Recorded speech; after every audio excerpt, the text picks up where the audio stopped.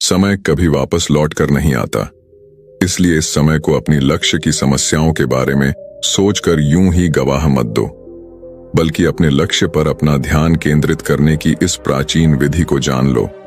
वह विधि कौन सी है जिससे कोई भी साधारण मनुष्य बड़ी सफलता हासिल कर सकता है, वही हम आज एक रोचक कहानी के माध्यम से जानेंगे। तो चलिए शुरुआत करते हैं। दोस्तों, विशाल पर्वतों की तलहटी पर एक छोटा सा गांव था जिसमें एक शेरपा रहता था, अर्थात एक पर्वतारोही रहता था। वह पर्वतारोही लोगों को राह दिखाया करता था। वह लोगों को ऊंचे पर्वतों पर ले जाता और उन्हें सही सलामत वापस ले आता। इसी प्रकार शेरपा एक दिन कुछ लोगों को लेकर पर्वत की चढ़ाई पर गया था, लेकिन अचानक उस दिन एक दुर्घटना हो गई। उस शेरपा के पैरों में गहरी चोट लगी और उनके एक साथी की जान भी चली गई, जिस कारण उसे बहुत तकलीफ हुई और वह शेरपा अपने आप को माफ नहीं कर पा रहा था। उसके बाद से वह शेरपा कभी भी ऊंचे पहाड़ों पर नहीं गया। वह वहीं पास में रहकर एक छोटी सी दुकान चलाने लगा। देखते ही देखते समय बीता और अब उस शेरपा का लड़का भी जवान होने लगा था। वह भी अपने पिता के साथ उस दुकान पर पिता का हाथ बढ़ाया करता था। अपने बचपन काल से ही लोगों को पहाड़ की चढ़ाई चढ़ते देखता रहता और उनके बारे में बातें करते सुनता कि पर्वत शिखर से दुनिया अलग दिखती है। इसलिए उस लड़के के मन में भी हमेशा उस पहाड़ को चढ़ने की लालसा रहती थी। लेकिन जब भी वह अपने पिता से कहता, पिताजी मैं भी इस पहाड़ पर चढ़ना चाहता हूं, मैं भी जाकर वहां की दुनिया देखना चाहता हूं, तब उसके पिता उसे हमेशा मना कर देते और कहते, बेटा ऊपर जाने में बहुत खतरा है, वहां बहुत जोखिम है, वहां तुम्हारी जान भी जा सकती है, पहाड़ों पर कुछ भी हो सकता है, वहां बहुत चलना पड़ता है, बहुत मेहनत करनी पड़ती है और इन पहाड़ों पर तुम्हारा पैर भी फिसल सकता है। तुम उन लोगों की बातों में मत आओ, तुम यहीं रहकर आराम से अपना जीवन बिता सकते हो। जब वह लड़का अपने पिता से ऊपर चढ़ने की बात करता, तब उसके पिता वहां जाने से उसे रोक देते। एक दिन उस लड़के ने यह ठान लिया कि मुझे जीवन में कम से कम एक बार उस पहाड़ पर चढ़कर देखना है। मुझे खुद महसूस करना है कि वहां की दुनिया कैसी है, नहीं तो मैं पूरे जीवन भर केवल इस दुकान पर ही रह जाऊंगा। मैं केवल लोगों के मुंह से यही सुनता रह जाऊंगा कि पहाड़ की दुनिया ऐसी है, पहाड़ की दुनिया वैसी है, लेकिन मैं उसे कभी देख नहीं पाऊंगा। अब जबकि शेरपा को लगा कि उसका बेटा उसकी बात नहीं मानने वाला, तो उसने वहां पर जाने के लिए हामी भर दी और अपने बेटे से कहता है, बेटा ठीक है, यदि तुम जाना चाहते हो तो जा सकते हो, लेकिन मेरी एक बात हमेशा याद रखना, यदि तुम्हें कोई परेशानी हो तो वापस उलटे पांव घर लौट आना। अपने पिता की आज्ञा पाकर वह लड़का अपना सारा सामान ले सबसे पहले उस पर्वत के नजदीकी शिविर तक जाता है। यह सभी का पहला पड़ाव होता है, जहां से लोग चढ़ाई शुरू करते हैं, जहां पर लोग पहली और आखिरी बार रुकते हैं और जहां पर लोग पर्वत से नीचे उतरकर पहली बार विश्राम करते हैं। उस लड़के ने उसी शिविर में काम करना शुरू कर दिया। यहां पर रहकर उसे और भी लोगों से उस पर्वत के बारे में जानने को मिल रहा था।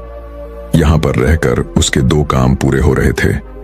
पहला तो वह अपनी यात्रा के लिए कुछ पैसे जोड़ पा रहा था और दूसरा वह आते जाते लोगों से वहां की यात्रा और शिखर के बारे में जानकारी हासिल करने लगा। देखते ही देखते करीब 2 हफ्ते बीत गए और 2 हफ्तों के बाद जब उसने पर्याप्त धन इकट्ठा कर लिया तो उसने तय किया कि वह अगले हफ्ते ही यात्रा प्रारंभ करेगा। लेकिन जब उसने कुछ लोगों से बात की तो उन लोगों ने उस लड़के से कहा, बेटा यहाँ का रास्ता बहुत कठिन है, तुम दूसरे शिविर पर जाओ, वहां से तुम्हें चलने में आसानी होगी। लड़के ने उन लोगों की बात मान ली और वह इस शिविर को छोड़कर दूसरे शिविर पर जा पहुंचा। यहां पर भी वह तरह तरह के यात्रियों से मिलता रहा, लोगों से बात करता रहा और उसने वहां की कई कहानियां भी सुनी। नए नए रास्तों और शिखर के बारे में तरह तरह की जानकारी हासिल की।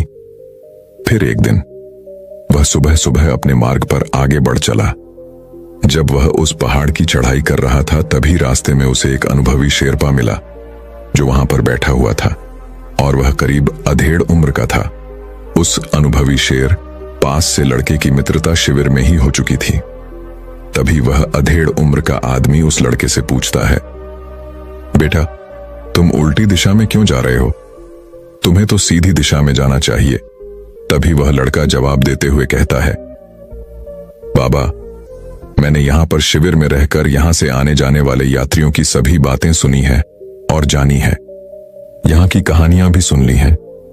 इसलिए मैं अब और अधिक ऊपर नहीं जाना चाहता हूं, क्योंकि मैंने यहां के बारे में अब सब कुछ समझ लिया है। इसीलिए मैं वापस घर जा रहा हूं।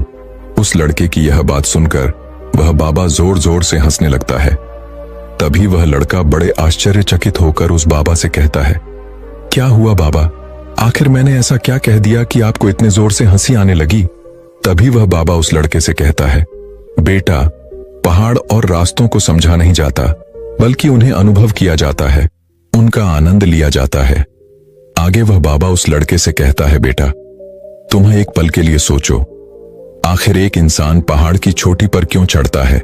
क्योंकि वह इंसान खुद को बेहतर तरीके से जानना चाहता है। वह तो खुद की कमियों को जानना चाहता है, तभी तो वह खुद की यात्रा पर निकलता है। और जो खुद की यात्रा पर निकलता है, वह इंसान कहीं पहुंचता नहीं, बल्कि वह भीतर से पूरी तरह से बदल जाता है।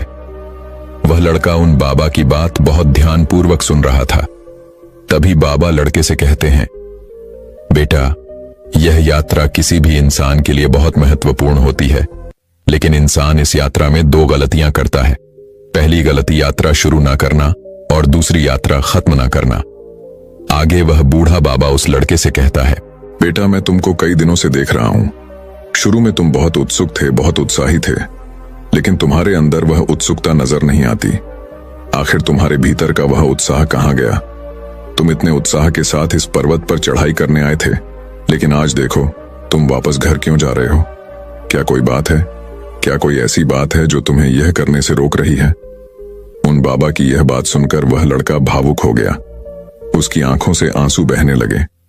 वह उस बाबा से कहता है, बाबा, मेरे पिताजी पहले लोगों को इस पहाड़ पर ले जाया करते थे और उन्हें सही सलामत वापस भी लाया करते थे, लेकिन एक दिन एक दुर्घटना घट गई। उनका पैर फिसल गया, जिस कारण उन्हें पैर में बहुत गंभीर चोट आई और उनके साथ उनका एक साथी भी मारा गया। इस प्रकार उस लड़के ने अपने पिता के साथ बीती हुई उस घटना के बारे में उस बाबा को सब कुछ बता दिया। वह बाबा उस लड़के की सारी बातें ध्यानपूर्वक सुन रहा था और फिर वह उस लड़के से कहता है, बेटा, तुम्हारे पिता बहुत ही बहादुर थे, लेकिन अनजाने में वह तुम्हारे अवचेतन मन में उन सभी डर को बैठाते जा रहे हैं, जिस डर से तुम्हारा कभी कोई भला नहीं होगा। तुम इस डर के कारण कभी अपने जीवन में आगे नहीं बढ़ पाओगे। ये डर तुम्हें पल पल कुछ भी नया करने से रोकता रहेगा। इस पर वह लड़का उन बाबा से कहता है, तो फिर मुझे क्या करना चाहिए? तभी वह बाबा उस लड़के से कहता है, बेटा, इसका तो केवल एक ही रास्ता है, जिससे तुम्हारे भीतर बैठा हुआ डर हमेशा हमेशा के लिए तुमसे दूर हो जाएगा। लेकिन उसके लिए मेरी एक शर्त है। इस पर वह लड़का कहता है, बाबा, बोलिए, आपकी क्या शर्त है? तभी वह बाबा उस लड़के से कहता है, बेटा, जब तुम्हारा हार मानने का मन करे या फिर यात्रा छोड़ने का मन करेगा, तब तुमको मेरी बात बहुत ही शांतिपूर्वक और ध्यान से सुनी होगी। क्या तुम इसके लिए तैयार हो? वह लड़का कुछ देर के लिए सोच विचार में पड़ गया और मन ही मन यह सोचने लगा कि आज तक मुझे इस तरह से किसी ने नहीं समझाया। हो सकता है कि बाबा सचमुच मेरे मन से डर निकाल दे और मैं अपने जीवन में कुछ हासिल कर पाऊं। यदि मैं यूं ही चला गया तो पिताजी फिर मुझे कभी वापस नहीं लौटने देंगे और ना ही मुझे वह कभी वह करने देंगे जो मैं करना चाहता हूं। इसीलिए मुझे एक बार इन बाबा की बात मान लेनी चाहिए। यह सोच विचार कर वह उन बाबा की बात मान लेता है और अगले दिन सुबह सुबह वह दोनों पर्वत की चढ़ाई के लिए निकल पड़ते हैं। वह बाबा उस लड़के को बताता है कि आज दिन ढलने से पहले हमें कम से कम 15 किलोमीटर तक की चढ़ान को चढ़ना होगा। वे लोग धीरे धीरे करके आगे बढ़ते रहे। जैसे जैसे वह उस पहाड़ पर चढ़ते जा रहे थे, रास्ता और भी कठिन होता जा रहा था, रास्ता और भी सफल होता जा रहा था। चलते चलते करीब उन्होंने 3 किलोमीटर तक का रास्ता तय कर लिया। तभी अचानक उस लड़के ने एक सुंदर दृश्य देखा। उसने देखा कि वहां पर एक छोटा सा घर था और साथ ही पास ही में एक छोटा सा ठेला लगा हुआ था। लड़के ने यह भी देखा कि वहां पर 2 लोग बैठे हुए थे और खाने की बहुत ही बढ़िया खुशबू आ रही है। तभी लड़के के मन में अचानक एक विचार उत्पन्न हुआ कि क्यों ना हम भी कुछ देर के लिए यहीं पर रुक जाएं। उसने तुरंत ही उन बाबा को आवाज दी और कहा, बाबा क्यों ना हम भी कुछ देर के लिए यहीं पर रुक जाते हैं, थोड़ा सा आराम कर लेते हैं। इस पर वह बाबा कहता है, बेटा अभी तो हमने चलना शुरू किया है, यदि हम यहीं पर रुक गए तो हमारे दिन का लक्ष्य पूरा नहीं हो पाएगा। तभी वह लड़का बाबा से कहता है, बाबा केवल थोड़ी देर के लिए हम कुछ खा लेते हैं। इस पर बाबा मुस्कुराने लगे और उस लड़के से कहते हैं, बेटा ध्यान से सुनो, यह स्वयं की यात्रा में आने वाली पहली रुकावट है। यह उस पल पैदा होती है जिस पल हम अपने लक्ष्य को छोड़कर अपने आसपास की चीजों पर ध्यान देने लगते हैं। जब हमें ऐसा प्रतीत होता है कि हमें इन चीजों से सुख मिलेगा तो हम इनकी ओर मुड़ जाते हैं, हम इनकी तरफ खींचे चले जाते हैं और जिस पल हम इन लालच पर ध्यान देने लगते हैं उसी पल हम अपना रास्ता भटक जाते हैं। लेकिन यदि तुम चाहो तो इस मानसिक स्थिति में भी अपना सही निर्णय ले सकते हो, इसलिए मन को स्थिर करो और चलते रहो। लड़के ने बाबा की बात मान ली और चुपचाप खड़ा होकर मन मारकर वह उन बाबा के पीछे पीछे चलने लगा। देखते ही देखते पूरा दिन बीत गया। पहले दिन की यात्रा थका देने वाली थी, लेकिन बहुत सुंदर भी थी। अगले दिन का रास्ता और भी कठिन था, इसलिए उन बाबा ने उस लड़के को सुबह जल्दी उठा दिया और फिर वे दोनों मार्ग में आगे की ओर बढ़ चले। उन्होंने अभी कुछ ही चढ़ाई चढ़ी थी कि तभी वहां पर जोरों की बारिश होने लगी और देखते ही देखते बारिश और भी तीव्र होने लगी। उन दोनों के कपड़े अब पूरी तरह से गीले हो चुके थे। लड़का तो ठंड में ठिठुरने लगा था, उसके हाथ पैर कांपने लगे थे। तभी वह मन ही मन खुद को कोसने लगा और कहने लगा, काश मैंने इनकी बात ना मानी होती, मैं तो बेवजह ही इनकी बातों में आ गया। अच्छा खासा मैं घर जा रहा था, इस समय मैं घर पर बैठकर गरम गरम खाना खा रहा होता, घर पर आराम से विश्राम कर रहा होता। यह सोचता हुआ वह लड़का आगे बढ़ रहा था। उसका ध्यान भटक गया और रास्ते में पड़े हुए एक पत्थर से उसका पैर टकरा गया और वह लड़का गिर गया। तब वह लड़का जोर से चिल्लाकर कहता है, हे बाबा, मैं तो आपकी बातों में बेवजह ही आ गया। मैं तो घर पर ही बढ़िया था, कल से ठीक से खाना तक नहीं खाया और आज इतनी तेज बारिश में मैं बेवजह ही परेशान हो रहा हूं। हे बाबा, मैं अब घर जाना चाहता हूं, मुझे आज्ञा दें। उन बाबा ने उस लड़के की किसी भी बात का जवाब नहीं दिया, बल्कि वो चुपचाप उसकी सारी बातें सुनते रहे, उसकी मन स्थिति को समझते रहे।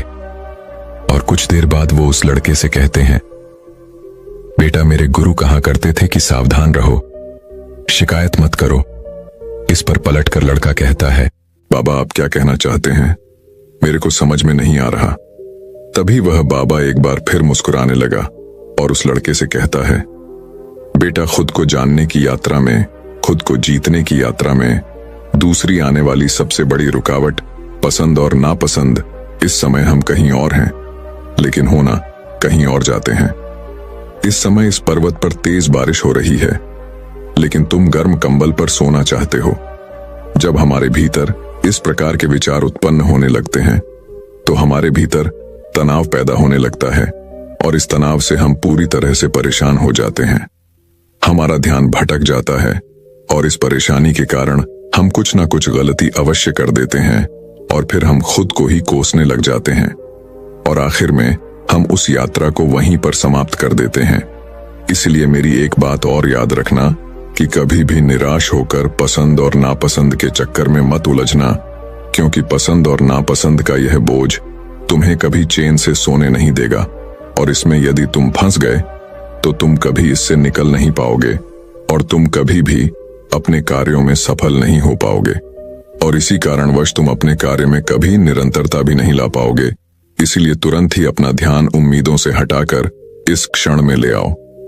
अपने चारों ओर देखो, यह पर्वत बारिश में कितना शांत है, चारों तरफ कितनी खामोशी है। उन बाबा की यह बात सुनकर उस लड़के ने शिकायत करना बंद कर दी और कुछ ही देर में वह शांत हो गया और तब उसे इस बात का एहसास हुआ कि वह निराश केवल अपनी उम्मीदों के कारण हो रहा था। उसे इस बात का भी एहसास हुआ, हाँ इस समय थोड़ी सी असुविधा जरूर है, लेकिन समय आते ही इसका समाधान हमें मिल जाएगा। ये विचार आते ही उसका मन पूरी तरह से शांत हो गया और वह भी पहाड़ की उस शांति को महसूस करने लगा। और फिर वह बाबा के पीछे पीछे फिर से एक बार आगे बढ़ने लगा। देखते ही देखते अब 2 दिन निकल चुके थे।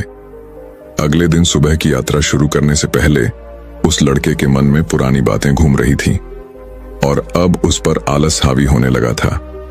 अब उसके मन में तरह तरह के विचार आने लगे थे। वह लेटे लेटे यह सोच रहा था कि मैं अब और चढ़ाई करके क्या करूंगा। मेरा ऊपर जाकर कोई लाभ नहीं, मुझे ऊपर जाकर क्या फायदा मिलेगा। जो लोग अब तक शिखर पर जा पहुंचे हैं उन्हें भी तो कुछ खास नहीं मिला, तो फिर मैं भला इतनी मेहनत क्यों करूं। यदि इतनी मेहनत मैं अपने पिताजी के साथ अपने पिताजी की दुकान पर करूं तो वहां पर मुझे अवश्य लाभ होगा। वह लड़का लेटे लेटे इन्हीं विचारों में खोया हुआ था। तभी वह बाबा उस लड़के से कहते हैं, बेटा याद करो, तुमने यह यात्रा क्यों शुरू की थी।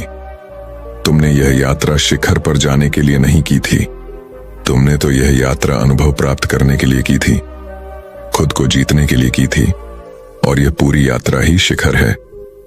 उन बाबा के मुख से यह सुनकर वह लड़का कुछ देर के लिए सोच विचार में पड़ा और फिर वह उन बाबा से कहता है, बाबा आप ठीक कहते हैं, लेकिन अब मुझे और ऊपर जाने की कोई इच्छा नहीं है। अब मेरा बिल्कुल भी मन नहीं है कि मैं आगे की यात्रा करूं। इस पर बाबा उस लड़के से कहते हैं, बेटा भारीपन और दिमाग की सुस्ती, बहुत नींद आना, थकावट लगना और कुछ भी करने की इच्छा ना होना, ये सभी मन के विकार हैं। कि तुम इन विकारों में फंस गए तो इसका अर्थ यह हुआ कि तुम एक जेल में बंद हो जाओगे और इस जेल में रहते हुए तुम थोड़ी सी भी कठिनाइयों के आते ही हार मान लोगे, क्योंकि यहां पर तुम्हारी बुद्धि की तर्क शक्ति भी तुम्हारा साथ नहीं दे पाएगी। इसीलिए आलस छोड़ो और तुरंत उठो और मेरे साथ चलो। उन बाबा के इतना कहने पर उस लड़के को उन बाबा की बात याद आई। उन बाबा ने सफर शुरू होने से पहले ही कहा था कि जब भी तुम्हारा मन हारने के लिए कहेगा तब तुम्हें मेरी बात ध्यानपूर्वक सुननी होगी। लड़के को अपना वादा याद आ गया। वह तुरंत ही उठ खड़ा हुआ और दोनों ने अपना सफर फिर एक बार प्रारंभ किया। देखते ही देखते शाम का वक्त हो चुका था और शाम के वक्त लड़का को उस पर्वत पर कुछ ऐसे लोग मिले जिनकी तैयारियां उनसे कहीं ज्यादा आधुनिक थीं। उनके पास आधुनिक उपकरण थे। यह देखकर वह लड़का मन ही मन सोचने लगा, इनके पास तो इतने आधुनिक उपकरण हैं, यह तो अवश्य ही इस पहाड़ की चढ़ाई को चढ़ लेंगे, लेकिन मेरे पास तो कुछ भी नहीं है। यदि मैं असफल हो गया तो मेरे पिताजी क्या कहेंगे। इस प्रकार के विचार आते ही वह एक बार फिर से निराश हो गया और एक जगह पर खड़ा होकर उन्हीं के बारे में सोचने लगा। यह देखकर वह बाबा उस लड़के से कहते हैं, बेटा यही आखिरी पड़ाव है। ऐसी मानसिक स्थिति में हमारे ऊपर संदेह हावी हो जाता है। हमारे भीतर तरह तरह के सवाल पैदा होने लगते हैं। क्या मैं यह कर पाऊंगा? यह मुझसे नहीं हुआ। यदि मैं असफल हो गया, लोग क्या कहेंगे? ऐसी स्थिति में आते ही हमारी यात्रा धीमी होने लगती है और हम खुद पर संदेह करने लगते हैं और हम यह भूल जाते हैं कि हमारा लक्ष्य क्या है। हमारा सारा ध्यान केवल अपनी कमियों पर चला जाता है। ऐसी अवस्था में तुम कभी भी अपने लक्ष्य को प्राप्त नहीं कर पाओगे। इसलिए मेरी एक बात और याद रखना कि तुमने यह यात्रा बेहतर इंसान बनने के लिए की थी, खुद को बेहतर रूप से जानने के लिए की थी। संदेह तुम पर हावी ना हो, इसलिए खुद को बीते हुए कल से आज को देखो कि क्या तुम कल से बेहतर हुए हो या नहीं। आगे वह बाबा उस लड़के से कहता है, तुम्हें बस खुद को जीतना है। हर दिन रात केवल यही सोचो कि आज मैंने कल से बेहतर क्या किया है। मैं कल को बेहतर बनाने के लिए एक छोटी सी चीज क्या कर सकता हूं। हर दिन की अपनी छोटी से छोटी जीत को याद करो। बस तुम्हें इतना ही तो करना है। जब तुम अपना ध्यान अपनी जीत पर लाओगे तो तुम्हारे भीतर का संदेह खुद ही खत्म हो जाएगा। उन बाबा की बात उस लड़के ने ध्यानपूर्वक सुनी और उसके बाद उसका मन धीरे धीरे पूरी तरह से शांत हो गया।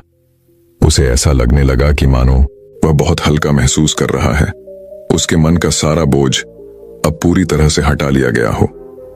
वह उन बाबा के पीछे धीरे धीरे एक बार फिर से आगे बढ़ने लगा। वे दोनों एक साथ आगे बढ़ते जा रहे थे। वे दोनों एक दूसरे को अपनी कहानियां सुना रहे थे और इस बीच रास्ते में कई रुकावटें भी आईं।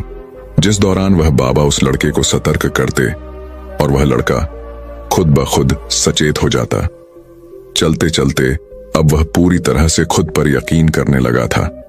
अब उसे धीरे धीरे इस बात का एहसास हो रहा था कि बढ़ना और रुकना उसके अंतर्मन से ही प्रकट हो रहा था, और यदि उन पर ध्यान न दिया जाए तो मन में वह बड़े रूप ले लेती है। धीरे धीरे वह उन पर काबू पाने लगा था, और अब उस लड़के को ऐसा एहसास लगने लगा था कि वह मन पर काबू पाना सीख चुका है। उसने अपने मन को जीत लिया है। अब वह किसी भी कार्य को कर सकता है, वह किसी भी कार्य में सफल हो सकता है। इस यात्रा के बाद वह पिता की सही मायनों में मदद कर सकता है। अब बाबा और वह लड़का लगातार यात्रा में आगे बढ़ रहे थे, और कई दिनों की यात्रा के बाद आखिरकार वे दोनों शिखर पर जा पहुंचे। शिखर पर पहुंचकर उस लड़के ने वहां पर असीम शांति का अनुभव किया। उस लड़के ने वहां खड़े होकर यह सोचा कि यहां तक बहुत कम लोग पहुंच पाते हैं, और जो लोग यहां पर पहुंच पाते हैं उन्हें उनका अनुभव प्राप्त हो जाता है। इस दौरान उस लड़के के चेहरे पर एक गहरी मुस्कान थी। उस शिखर पर खड़े होकर उसे जीत का एहसास हो रहा था। उसका सीना चौड़ा हो चुका था। वह वहां खड़े होकर अपने सफर के बारे में सोचने लगा कि कितनी बार उसने अपनी मानसिक स्थिति का सामना किया और आगे बढ़ा और यहां तक पहुंच गया। और उसे यह भी एहसास हुआ कि जितनी बार उसने अपनी मानसिक स्थिति का सामना किया, अपने मन को काबू में किया, वह उतनी ही बार उठ खड़ा हुआ। तब उसके मन में एक विचार और आया। वह यह सोचने लगा कि बाबा सही कहते हैं कि पूरी यात्रा में कई शिखर हैं। बाबा को धन्यवाद कहने के लिए जब वह लड़का पीछे मुड़ा तो वहां पर कोई नहीं था। उसने यहां वहां देखा, उसने आवाज लगाई, लेकिन कोई भी उसकी आवाज पर आगे नहीं आया। तो दर्शकों, अब चलिए जिंदगी में कैसे स्थिर बुद्धि रखकर सही निर्णय लिया जा सकता है, इस विषय पर अगली कहानी की शुरुआत करते हैं। बहुत समय पहले की बात है। एक छोटा सा राज्य था। उस राज्य का राजा बहुत खुशहाल था। उसके पास किसी चीज की कोई कमी नहीं थी। प्रजा भी अपने राजा का खूब आदर सत्कार किया करती थी। प्रजा अपने राजा से बहुत खुश थी। लेकिन आज कुछ ऐसा हुआ था जिससे राजा की नींद हराम हो चुकी थी। राजा को रात भर नींद नहीं आ रही थी। 25 सालों से आज तक ऐसा कभी नहीं हुआ था। राजा के साम्राज्य पर आज तक किसी ने हमला करने का प्रयत्न तक नहीं किया था, लेकिन आज पड़ोसी राज्य ने इस छोटे से राज्य पर आक्रमण कर दिया। और आज राजा को अपने 25 साल पहले के वो दिन याद आने लगे जब वह एक राजा न होकर केवल एक सेनापति था, और वह अपनी राजा की आज्ञा का पालन करते हुए युद्ध की तैयारियां कर रहा था। लेकिन उस वक्त उसके मन में कोई शंका नहीं थी। किसी चीज का निर्णय नहीं लेना था, इसलिए वह चयन से उन चीजों की तैयारियों में जुटा था। राजा बहुत दुविधा में था। उसे समझ नहीं आ रहा था कि आखिर वह अपने साम्राज्य को किस तरह से किसी और राजा के हाथों में सौंप दे, जिस साम्राज्य को हासिल करने के लिए उसने दिन रात एक कर दिया। कई लोगों को धोखा दिया, कई लोगों को पीड़ा दी, कई लोगों को कष्ट दिया, कई प्रकार की राजनीति रची, कई प्रकार के षड्यंत्र रचे। इतनी सारी मेहनत करने के बाद जब उसे राजा का सिंहासन प्राप्त हुआ है, उस सिंहासन को, उस साम्राज्य को वह अपने हाथों किसी और को कैसे थमा दे। राजा को कुछ भी समझ नहीं आ रहा था कि वह क्या करे। वह बहुत चिंतित था, परेशान था, करवटें बदल रहा था, लेकिन उसे कोई तरीका सूझ ही नहीं रहा था। राजा यह बात बहुत अच्छी तरह से जानता था कि बात केवल मेरी नहीं है, इस पूरे साम्राज्य की है। राजा ध्यान करना जानता था। वह बार बार ध्यान करने का प्रयास भी कर रहा था ताकि वह शांत हो सके, उसका मन शांत हो सके और वह अपनी अंतरात्मा की आवाज सुन सके। उसने कई बार प्रयास किया, लेकिन हर बार उसे असफलता ही हाथ लगी। वह अपने मन की आवाज अर्थात अपनी अंतरात्मा की आवाज सुनने में असफल रहा, जिस कारण वह बहुत परेशान था, चिंतित था और बहुत दुविधा में था। वह समझ नहीं पा रहा था कि आखिर वह क्या फैसला करे, और उसके पास बहुत कम समय भी बचा हुआ था। केवल उसके पास आज रात का ही समय था। कल सुबह पड़ोसी राज्य उस पर आक्रमण कर देगा। यदि वह केवल अपने लिए फैसला करता है तो इस साम्राज्य के लाखों लोगों की जान जा सकती है, और यदि वह इस पूरे साम्राज्य के लिए सोचता है तो उसे पड़ोसी राज्य के राजा के सामने झुकना होगा, उनका सम्मान करना होगा और अपने हाथों इस साम्राज्य को उन्हें सौंपना होगा। राजा बेहद दुविधा में था, अत्यधिक परेशान था। आखिरकार वह अपने महल की छत पर पहुंचा, जहां ठंडी ठंडी हवाएं बह रही थीं। रात का समय था, चारों तरफ सन्नाटा था, खामोशी थी। राजा ने छत पर पहुंचकर आसमान की तरफ देखा। आसमान में एक पक्षी निडर होकर उड़ रहा था, अपनी ही मस्ती में, अपने ही अंदाज में। उसे रोकने वाला कोई न था। उस पक्षी को देखकर राजा को यह एहसास हुआ कि जब तक कोई व्यक्ति अकेला होता है तब तक वह मस्त होता है, अपने में खोया हुआ होता है। उसे किसी प्रकार की कोई जिम्मेदारी नहीं उठानी पड़ती। वह जब चाहे, जैसा चाहे वैसा फैसला ले सकता है। लेकिन जब हमारे सर पर जिम्मेदारी आ जाती है तो फिर एक आदमी अकेलापन, अपनी मस्ती, अपनी आजादी खो बैठता है, क्योंकि उसके सर पर जिम्मेदारियां हैं। उसे हर एक चीज देखनी है, समझनी है, और ऐसे बहुत से लोगों को सोच समझकर ही कोई निर्णय लेना है। काफी समय बीत चुका था और अब तक राजा ने कोई निर्णय नहीं लिया था। और जब राजा को कोई भी रास्ता नजर न आया तो वह अपना घोड़ा लेकर अपने गुरु के आश्रम की ओर निकल पड़ा। राजा के गुरु भी बहुत सख्त थे। उन्होंने पहले से ही राजा को यह चेतावनी दे रखी थी कि जब तक कोई ऐसी दुविधा ना पड़े, जब तक तुम्हारे पर ऐसी कोई बड़ी समस्या ना पड़े कि तुम्हें मेरी जरूरत पड़े, तब तक तुम यहां पर कभी मत आना। राजा अपना घोड़ा लेकर आश्रम पहुंचा। वहां पर जब उसने देखा तो उसके गुरु ध्यान में लीन थे। वह अपने गुरु के ध्यान को भंग नहीं करना चाहता था। अपने गुरु को ध्यान में देख उसके मन में एक बार फिर से द्वंद्व युद्ध चालू हो गया। उसका एक मन कहता कि गुरु को ध्यान से बाहर लाओ, तभी वहीं पर उसका दूसरा मन कहता, नहीं नहीं, यदि गुरु को ध्यान से बाहर लाया गया तो यह उचित नहीं होगा। गुरु क्रोधित हो जाएंगे और फिर उसके बाद क्या होगा, यह कोई नहीं जानता। द्वार पर खड़े होकर यह सब सोच ही रहा था, तभी तक आश्रम से आवाज आई, हिरण, तुम दरवाजे पर खड़े होकर क्या कर रहे हो? भीतर आओ। राजा आश्रम के भीतर गया और उन गुरु को प्रणाम करके कहता है, गुरुदेव, आप तो मेरे मन की बातें भली भांति जानते हैं। आपको यह भी पता होगा कि आज मैं क्यों यहां पर आया हूं और किस बात से मैं चिंतित हूं। चिंता के कारण मुझे नींद नहीं आ रही। आप ही बताइए, मैं क्या करूं? मैं किस तरह से कोई एक निर्णय लूं? मैं किस तरह से अपनी अंतरात्मा की आवाज सुनूं जिससे मैं निर्णय लेने में सफल होता हूं? किस तरह से मैं एक सफल निर्णय लूं और किस तरह से मैं अपने साम्राज्य को बचा पाऊंगा? राजा की यह बात सुनकर कुल गुरु मुस्कुराने लगे और राजा से कहते हैं, हे राजन, हर इंसान के दो मन होते हैं। एक मन उसे कोई काम करने के लिए प्रेरित करता है तो दूसरा मन उसी काम को टालने का प्रयास करता है, उस काम से पीछा छुड़ाने का प्रयास करता है। और इन्हीं दोनों मन के बीच में हम फंस कर रह जाते हैं। हम किसी एक तरफ निर्णय नहीं ले पाते, हम किसी एक दिशा की तरफ नहीं बढ़ पाते। और ऐसे समय पर हमारे मन में सवाल उत्पन्न होने लगते हैं कि जो फैसला हम लेने जा रहे हैं, क्या वह सही है या फिर गलत?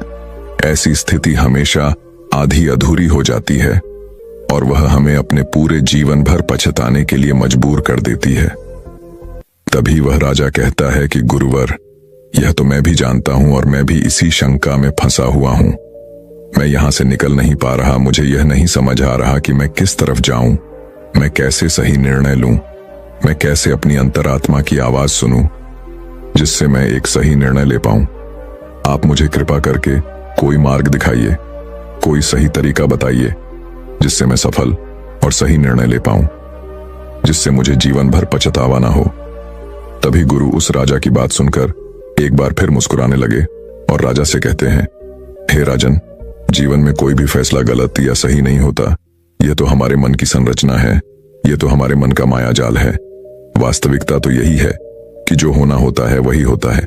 हमारे और तुम्हारे करने से कुछ भी नहीं होने वाला, कुछ भी नहीं बदलेगा। लेकिन फिर भी हम अपने अहंकार में यह सोचने लगते हैं कि हम जैसा चाहते हैं हम वैसा ही करेंगे और जैसा हमें चाहिए बिल्कुल वैसा ही होगा। हम यही सोचते हैं कि हम अपने फैसले से दुनिया बदल सकते हैं और इसीलिए हम सही और गलत के चक्कर में फंस कर रह जाते हैं और हम कोई भी कदम आगे नहीं उठा पाते, कोई भी निर्णय नहीं ले पाते। लेकिन वास्तविकता तो यही है कि फैसला कभी भी गलत और सही नहीं होता। मान लो कि आज तुमने एक गलत फैसला भी ले लिया तो भी तुम्हें भविष्य में आगे चलकर सही सीख ही देगा, और यदि तुमने एक सही फैसला ले लिया तो वह तुम्हारे लिए कामयाबी बन जाएगी और वह तुम्हारे लिए आगे का रास्ता भी खोल देगा। देखा जाए तो वास्तविक तौर पर दोनों ही परिस्थितियों में तुम्हारा ही फायदा है, तुम्हारी ही उन्नति है। कम से कम ऐसे में तुम एक जगह पर ठहरे हुए तो नहीं हो, तुम्हारा मन इस शंका में फंसा हुआ तो नहीं है, तुम इस माया जाल से निकल चुके हो। तभी वह राजा उन गुरु से कहता है, हे गुरुवर, आप कहना क्या चाहते हैं? आप कहीं यह तो नहीं कह रहे कि मैं बिना सोच विचार के कोई भी निर्णय ले लूं? क्या ऐसा करना मूर्खता का प्रमाण नहीं होगा? आज मेरे ऊपर लाखों लोगों की जिम्मेदारियां हैं और मैं ऐसे ही कोई भी फैसला कैसे ले सकता हूं? तभी गुरु मुस्कुराते हुए राजा से कहते हैं, हे राजन, तुम मेरी बात समझ नहीं रहे हो। मैं तुमसे ऐसा नहीं कह रहा कि तुम सोच विचार कर निर्णय ना लो, बल्कि मैं तो यह कह रहा हूं कि अच्छी तरह से सोच विचार कर निर्णय लो, और अच्छी तरह से सोचने के बाद, पूर्ण रूप से सोच विचार करने के बाद तुम अपने दोनों मन को एक जगह पर सहमत करवाओ। यदि तुम अपने दोनों मन को एक निर्णय पर ला पाए, एक काम के लिए और एक ही दिशा में ला पाए, तो वही फैसला तुम्हारी अंतरात्मा का फैसला होगा। तुमने कई बार यह अनुभव तो किया ही होगा कि किसी काम में तुम्हारा मन तो लग रहा है, लेकिन बुद्धि तुम्हारा साथ नहीं दे रही। बुद्धि तुम्हारा पल पल विरोध कर रही है, और ऐसी परिस्थिति में हमारे मन और हमारी बुद्धि के बीच युद्ध चल रहा होता है। लेकिन यहां पर समझने वाली बात यह है कि जो बातें तुम्हारे मन से उठ रही हैं, वही बात तुम्हें सही रास्ते पर ले जाना चाहती है। वहीं पर तुम्हारी बुद्धि तर्क वितर्क करके उस रास्ते को साफ करना चाहती है, सभी प्रश्नों का निवारण करना चाहती है। जैसे मान लो कि तुम एक पहाड़ी पर जाना चाहते हो, जहां पर तुम्हें यह पता चला है कि वहां ढेर सारा सोना है, लेकिन इसके लिए तुम्हें घने जंगलों से होकर गुजरना होगा। तुम्हारा मन वहां जाने के लिए तैयार है, वह सोने को पाना चाहता है, लेकिन तुम्हारी बुद्धि तुमसे यह कह रही है, जंगल बहुत घना है और बहुत खतरनाक भी है। वहां पर तरह तरह के विशाल जानवर रहते हैं, तरह तरह के जंगली जानवर रहते हैं, और उसका रास्ता भी सुरक्षित नहीं है। वहां पर चोर, डाकू और लुटेरे भी हो सकते हैं, पर पता नहीं वहां पर रास्ते में कुछ खाने पीने को मिलेगा या नहीं मिलेगा। और तो और हमारी जान को खतरा भी हो सकता है कि सारे प्रश्न हमारी बुद्धि खड़ी करती है। लेकिन इसका अर्थ यह नहीं तुम्हारी बुद्धि तुम्हें रोकने का प्रयास कर रही है, बल्कि वह तुम्हें सतर्क कर रही है। और जब तक तुम अपनी बुद्धि के सवालों का निवारण न कर लो, तब तक आगे बढ़ना मूर्खता का प्रमाण ही होगा। ऐसे रास्ते पर जाने से पहले तुम्हें अपने खाने पीने की सामग्री का इस्तेमाल करना होगा। उसके बाद सुरक्षा के लिए कुछ हथियार और कुछ सैनिकों को भी साथ लेना होगा। और जब तुम्हारी बुद्धि पूरी तरह से संतुष्ट हो जाए, जब उसके सभी सवालों का निवारण तुम कर लो, तब तुम आगे बढ़ सकते हो, क्योंकि अब तुम्हारी बुद्धि के सभी सवालों का निवारण हो चुका है। लेकिन कुछ ऐसे लोग भी होते हैं जिन्हें पता होता है कि उस पहाड़ी पर खजाना है, लेकिन फिर भी, और वह यह भी जानते हैं कि रास्ता बड़ा कठिन है, लेकिन वह अपनी यात्रा कभी शुरू ही नहीं करते हैं। यह बात और है कि हो सकता है कि तुम्हें वहां पर पहुंचकर कोई खजाना ना मिले और तुम्हें वहां से खाली हाथ ही लौटना पड़े। लेकिन तुम्हें इस सत्य को भी जान लेना आवश्यक है कि जो होना होता है वही होता है, उसका अफसोस करके कोई मतलब नहीं। तुमने तो अपनी पूरी कोशिश की थी, तुमने अपना पूरा प्रयास लगा दिया था, लेकिन इसके बाद भी तुम्हें सफलता न मिले तो इसका अर्थ यही है कि वहां पर तुम्हारे लिए जो होना था वही हुआ है। उसका अफसोस करके कोई अर्थ नहीं, लेकिन उसे यूं ही जाने भी नहीं देना चाहिए। उस हार से, उस अनुभव से हमें कुछ सीखना चाहिए, उसे सीख लेनी चाहिए, और उसके बाद तुम्हें अपनी कोशिशों को और भी ज्यादा बेहतर बनाना चाहिए। सिर्फ इसी चीज पर काम करना चाहिए ना कि व्यर्थ बैठकर पश्चाताप करना चाहिए, अफसोस करना चाहिए। मैं तो तुम्हें बस यही समझाना चाहता हूं कि अंतरात्मा की आवाज हमें तब सुनाई देती है जब हमारा मन और हमारी बुद्धि दोनों एक बात पर पूर्ण रूप से सहमत हो जाते हैं। तभी वह गुरुवर उस राजा को सावधान करते हुए कहते हैं, ही राजन, मेरी एक बात और अपने दिमाग में अच्छी तरह से बैठा लेना। जब भी कोई हानि होती है तो वह अपने पीछे पश्चाताप और अफसोस जरूर छोड़कर जाती है। तुम्हें हमेशा अपनी हार पर ऐसा ही लगेगा। यदि मैंने कुछ ऐसा कर दिया होता तो शायद मैं सफल हो गया होता, और यही पश्चाताप, यही अफसोस तुम्हें हर काम के पीछे नजर आएगा जिस काम में तुम असफल हुए हो। जब भी कोई व्यक्ति असफल होता है तो वह यही सोचता है कि यदि मैंने इस काम को उस तरीके से कर दिया होता या फिर उसके कहे के अनुसार कर दिया होता तो शायद मैं आज यहां पर सफल हो चुका होता।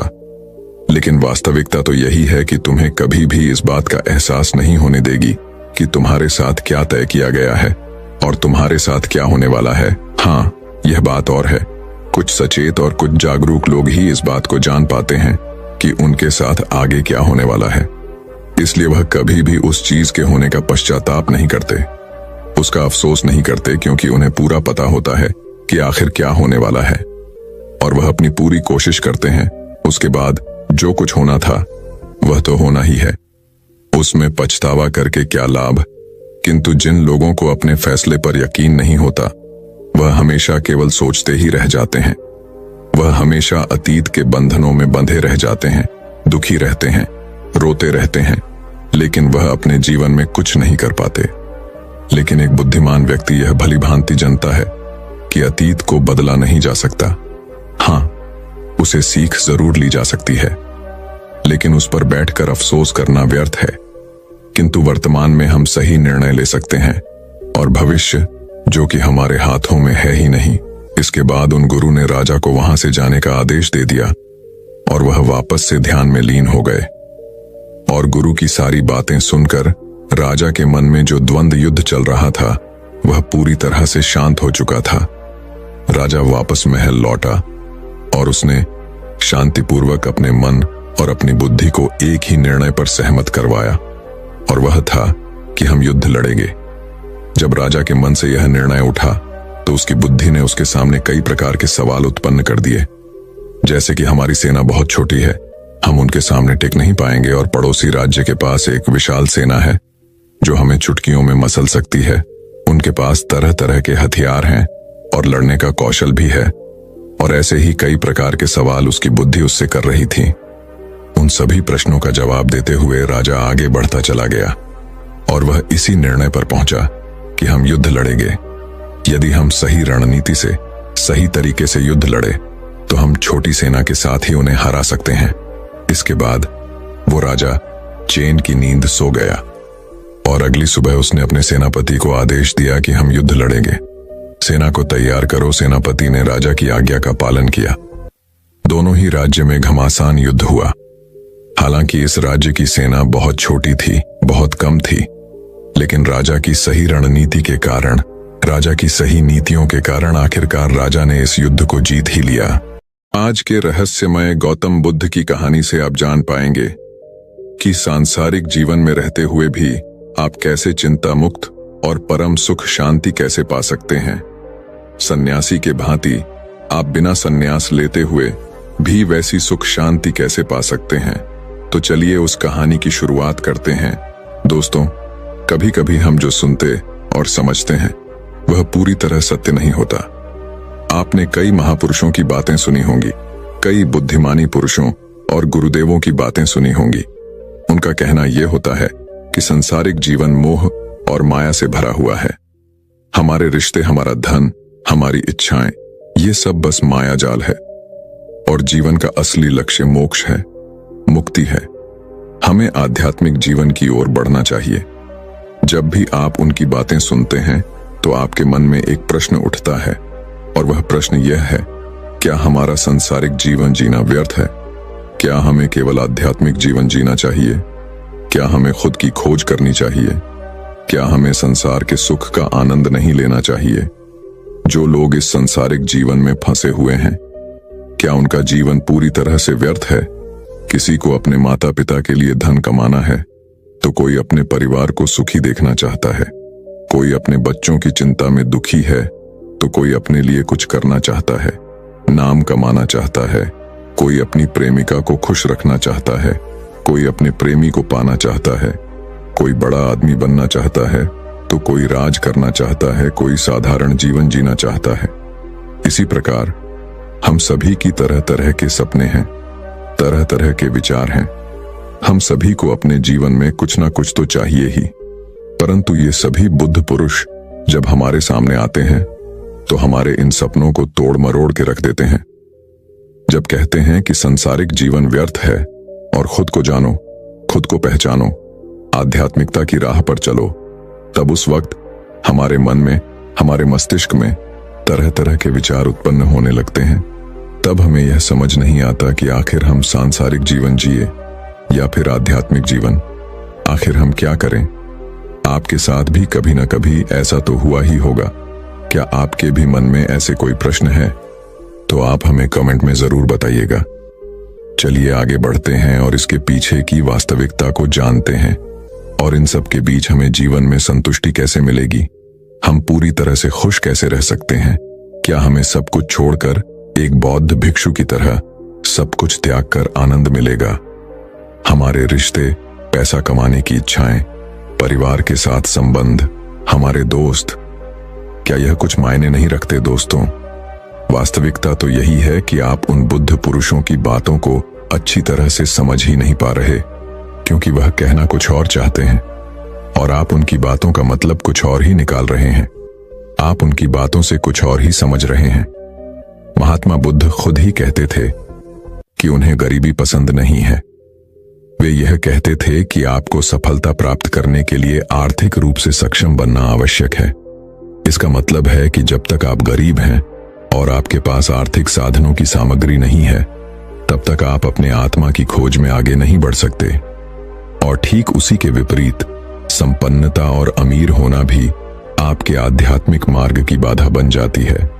कई महापुरुषों ने, कई बौद्ध पुरुषों ने अपनी बातें बहुत ही सीधी और सरल भाषा में कही है, लेकिन हम सभी उन बातों का अर्थ कुछ और ही निकाल बैठते हैं। हम सभी उनकी बातों को समझ नहीं पाते, क्योंकि उनकी बातें रोजमर्रा की जिंदगी से बिल्कुल अलग होती है। वे लोग कहना तो कुछ और चाहते हैं, लेकिन हम में से ज्यादातर लोग उनकी बातों का मतलब कुछ और ही निकाल लेते हैं और उसे अपने जीवन में उतार कर हम अपना पूरा जीवन पूरी तरह से बर्बाद कर लेते हैं। चलिए इस कहानी के माध्यम से समझते हैं। एक बार की बात है, महात्मा बुद्ध नगरवासियों को उपदेश दे रहे थे। महात्मा बुद्ध कह रहे थे कि संसार के माया जाल में मत फंसो, संसार से ऊपर उठो। संसार से ऊपर उठकर ही तुम संसार को जी सकते हो। संसार में जो फंस गया, जिसने अपनी बुद्धि का इस्तेमाल नहीं किया, वह व्यक्ति जो समय पर अच्छे कर्म नहीं करता और बुरे कामों में जुट जाता है, वह आने वाले समय में बड़े दुखों का सामना कर सकता है, क्योंकि उसके बुरे कर्म ही उसके दुखों का कारण बनेंगे। इसलिए आप सभी इस संसार की मोह माया अर्थात इच्छा, लालच, क्रोध इत्यादि को ध्यानपूर्वक देखते हुए अपने कर्म करें।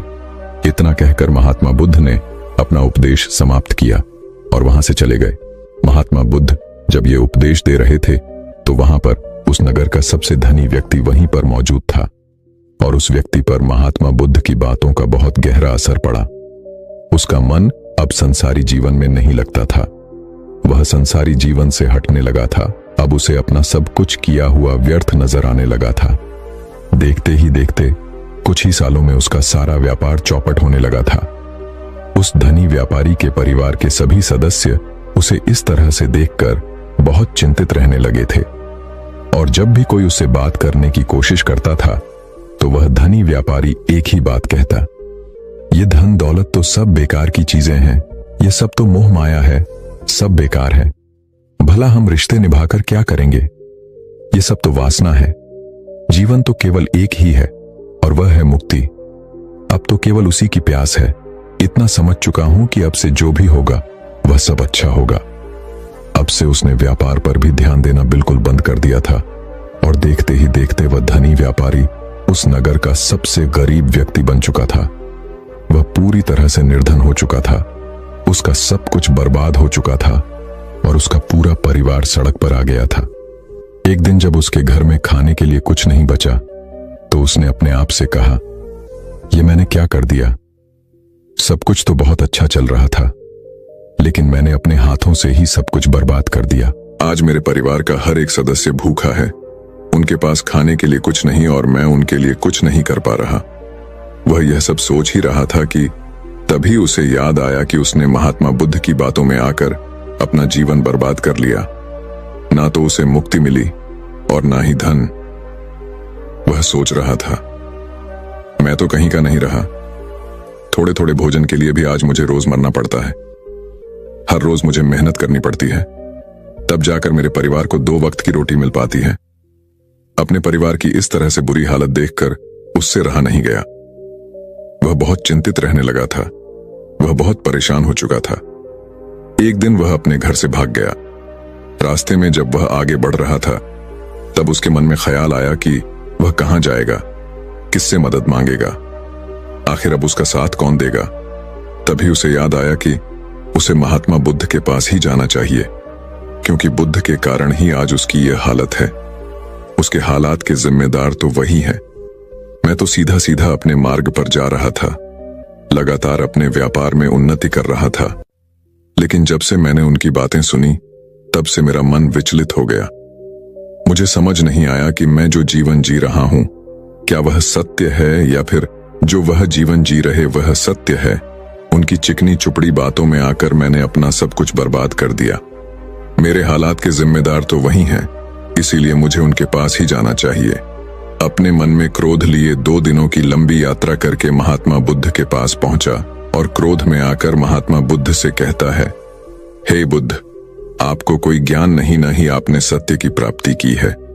आप तो केवल भोले भाले लोगों को हंसाना जानते हैं, अपनी चिकनी चुपड़ी बातों में उन्हें बहलाना जानते हैं।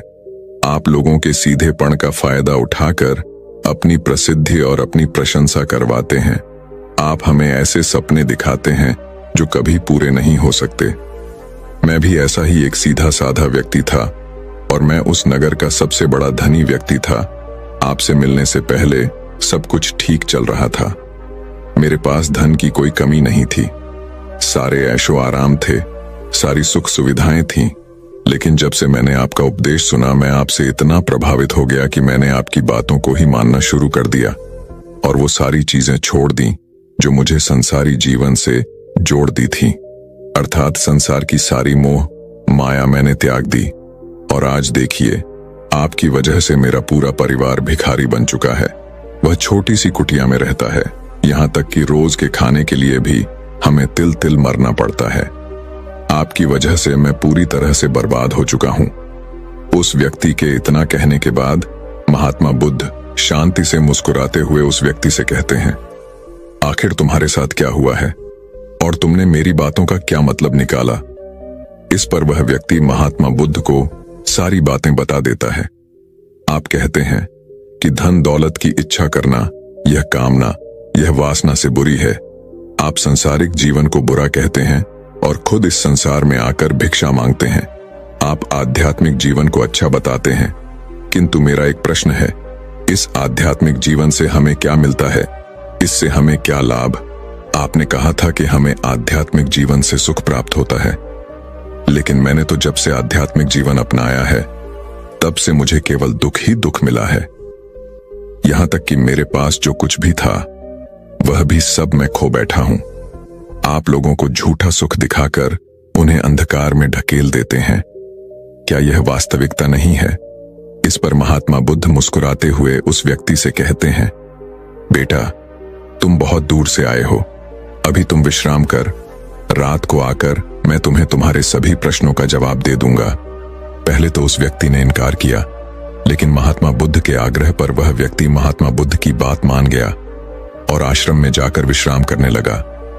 रात्रि के बाद महात्मा बुद्ध उस व्यक्ति के पास आए और कहा, बेटा, मैंने एक व्यक्ति की बात सुनी। वह कह रहा था कि एक हाथी हवा में उड़ रहा था और वह अपने पैर तेजी से मारता हुआ हवा में चला जा रहा था। उसने तो यह भी देखा कि एक बड़ी मछली अपने पैरों से जमीन पर चल रही थी और एक कुत्ता समुद्र की गहराइयों में सांस ले रहा था। इतना कहकर महात्मा बुद्ध शांत हो गए। वह व्यक्ति महात्मा बुद्ध की सारी बातें सुनकर महात्मा बुद्ध से कहता है, हे तथागत, उसके आगे क्या हुआ? आखिर आप चुप क्यों हो गए? तभी महात्मा बुद्ध उस व्यक्ति को समझाते हुए कहते हैं, बेटा क्या तुम्हें लगता है कि ऐसा वास्तव में हो सकता है? इस पर व्यक्ति जवाब देते हुए कहता है, बुद्ध अगर आप कह रहे हैं तो यह अवश्य ही सच होगा, क्योंकि आप इतने बड़े ज्ञानी हैं, आपने सत्य की प्राप्ति की है, तो आपके मुख से निकला हुआ हर एक शब्द तो सत्य ही होगा। तभी महात्मा बुद्ध मुस्कुराते हुए उस व्यक्ति से कहते हैं, बेटा क्या तुमने कभी पहले ऐसा कभी होते हुए देखा है? क्या तुमने कभी किसी हाथी को देखा है जो पैर के साथ हवा में तेजी से उड़ता जा रहा हो? इसके जवाब में वह व्यक्ति कहता है, तथागत मैंने तो कभी नहीं देखा। तभी महात्मा बुद्ध कहते हैं, तुमने मुझसे प्रश्न क्यों नहीं किया कि आखिर वह हाथी आकाश में कैसे उड़ सकता है? इसके जवाब में व्यक्ति कहता है तथागत, आपके मुख से सुनकर मुझे ऐसा लगा कि मानो वह सत्य हो, और आप कह रहे हैं तो यह सत्य ही होगा, इसीलिए मैंने आपसे एक भी बार प्रश्न नहीं किया। तभी महात्मा बुद्ध उस व्यक्ति को समझाते हुए कहते हैं, कभी किसी की बातों पर मत जाना, बल्कि खुद विचार करो, स्वयं सोचो कि उस बात में कितनी सच्चाई है। जो व्यक्ति कह रहा है क्या वह सच है? आखिर वह कहना क्या चाहता है? हो सकता है कि वह कुछ और कहना चाहता हो और तुम उसका अर्थ कुछ और ही निकाल रहे हो। कम से कम तुम्हें एक बार प्रश्न करके यह समझना तो चाहिए कि आखिर वह कहना क्या चाहता है। अगर तुम मुझसे पूछते कि आखिर वह हाथी हवा में कैसे उड़ सकता है, तो इसका जवाब मैं तुम्हें अवश्य देता। मैं तुम्हें ऐसा बताता कि एक छोटा सा बच्चा अपने खिलौनों के साथ खेल रहा है, वह हाथी को हवा में उड़ा रहा है और कुत्ते को पानी में डूबा रहा है, और रही बात मछली की तो वह उसे जमीन पर चला रहा है। क्या ऐसा संभव नहीं हो सकता? इसके जवाब में व्यक्ति कहता है, हाँ बिल्कुल ऐसा हो सकता है कि महात्मा बुद्ध उस व्यक्ति को कहते हैं। इसी प्रकार मैं कभी किसी को निर्धन या गरीब होने के लिए नहीं कहता। निर्धनता या गरीबी तुम्हारे विकास में बाधक बन जाती है, जिससे तुम और कुछ नहीं सोच पाते, ना ही कुछ समझ पाते हो। इन भिक्षुओं को देखो, जब इन्हें भोजन की आवश्यकता होती है तो यह भिक्षा मांगने के लिए निकल पड़ते हैं, लेकिन यह भिक्षा कहां से आती है? इसके जवाब में व्यक्ति कहता है तथागत हर कोई रोज मेहनत करता है ताकि उसके परिवार का पालन पोषण हो सके, और जो वह मेहनत करता है उसके बदले में उसे कुछ पैसे मिलते हैं। उन पैसों से भोजन खरीदता है और वही भोजन वह आपको भी सौंपता है, और वहीं से भिक्षा आती है। तभी महात्मा बुद्ध उस व्यक्ति से एक और प्रश्न करते हैं, बेटा यह बात तो सत्य है, लेकिन तुम क्या मुझे यह बता सकते हो कि आखिर यह धन कहां से आता है? इसका जवाब देते हुए व्यक्ति कहता है, हे तथागत, धन तो सभी लोग अर्जित करते हैं, सभी कमाते हैं। तभी महात्मा बुद्ध इस व्यक्ति को समझाते हुए कहते हैं, ठीक इसी प्रकार दुनिया में यदि हर कोई भिक्षा मांगने लग जाए तो आखिर भोजन कहां से आएगा? अनाज कौन उगाएगा? व्यापार कौन करेगा? और लोगों की रक्षा के लिए धन कहां से इकट्ठा होगा? लोगों की जरूरतें कैसे पूरी होंगी?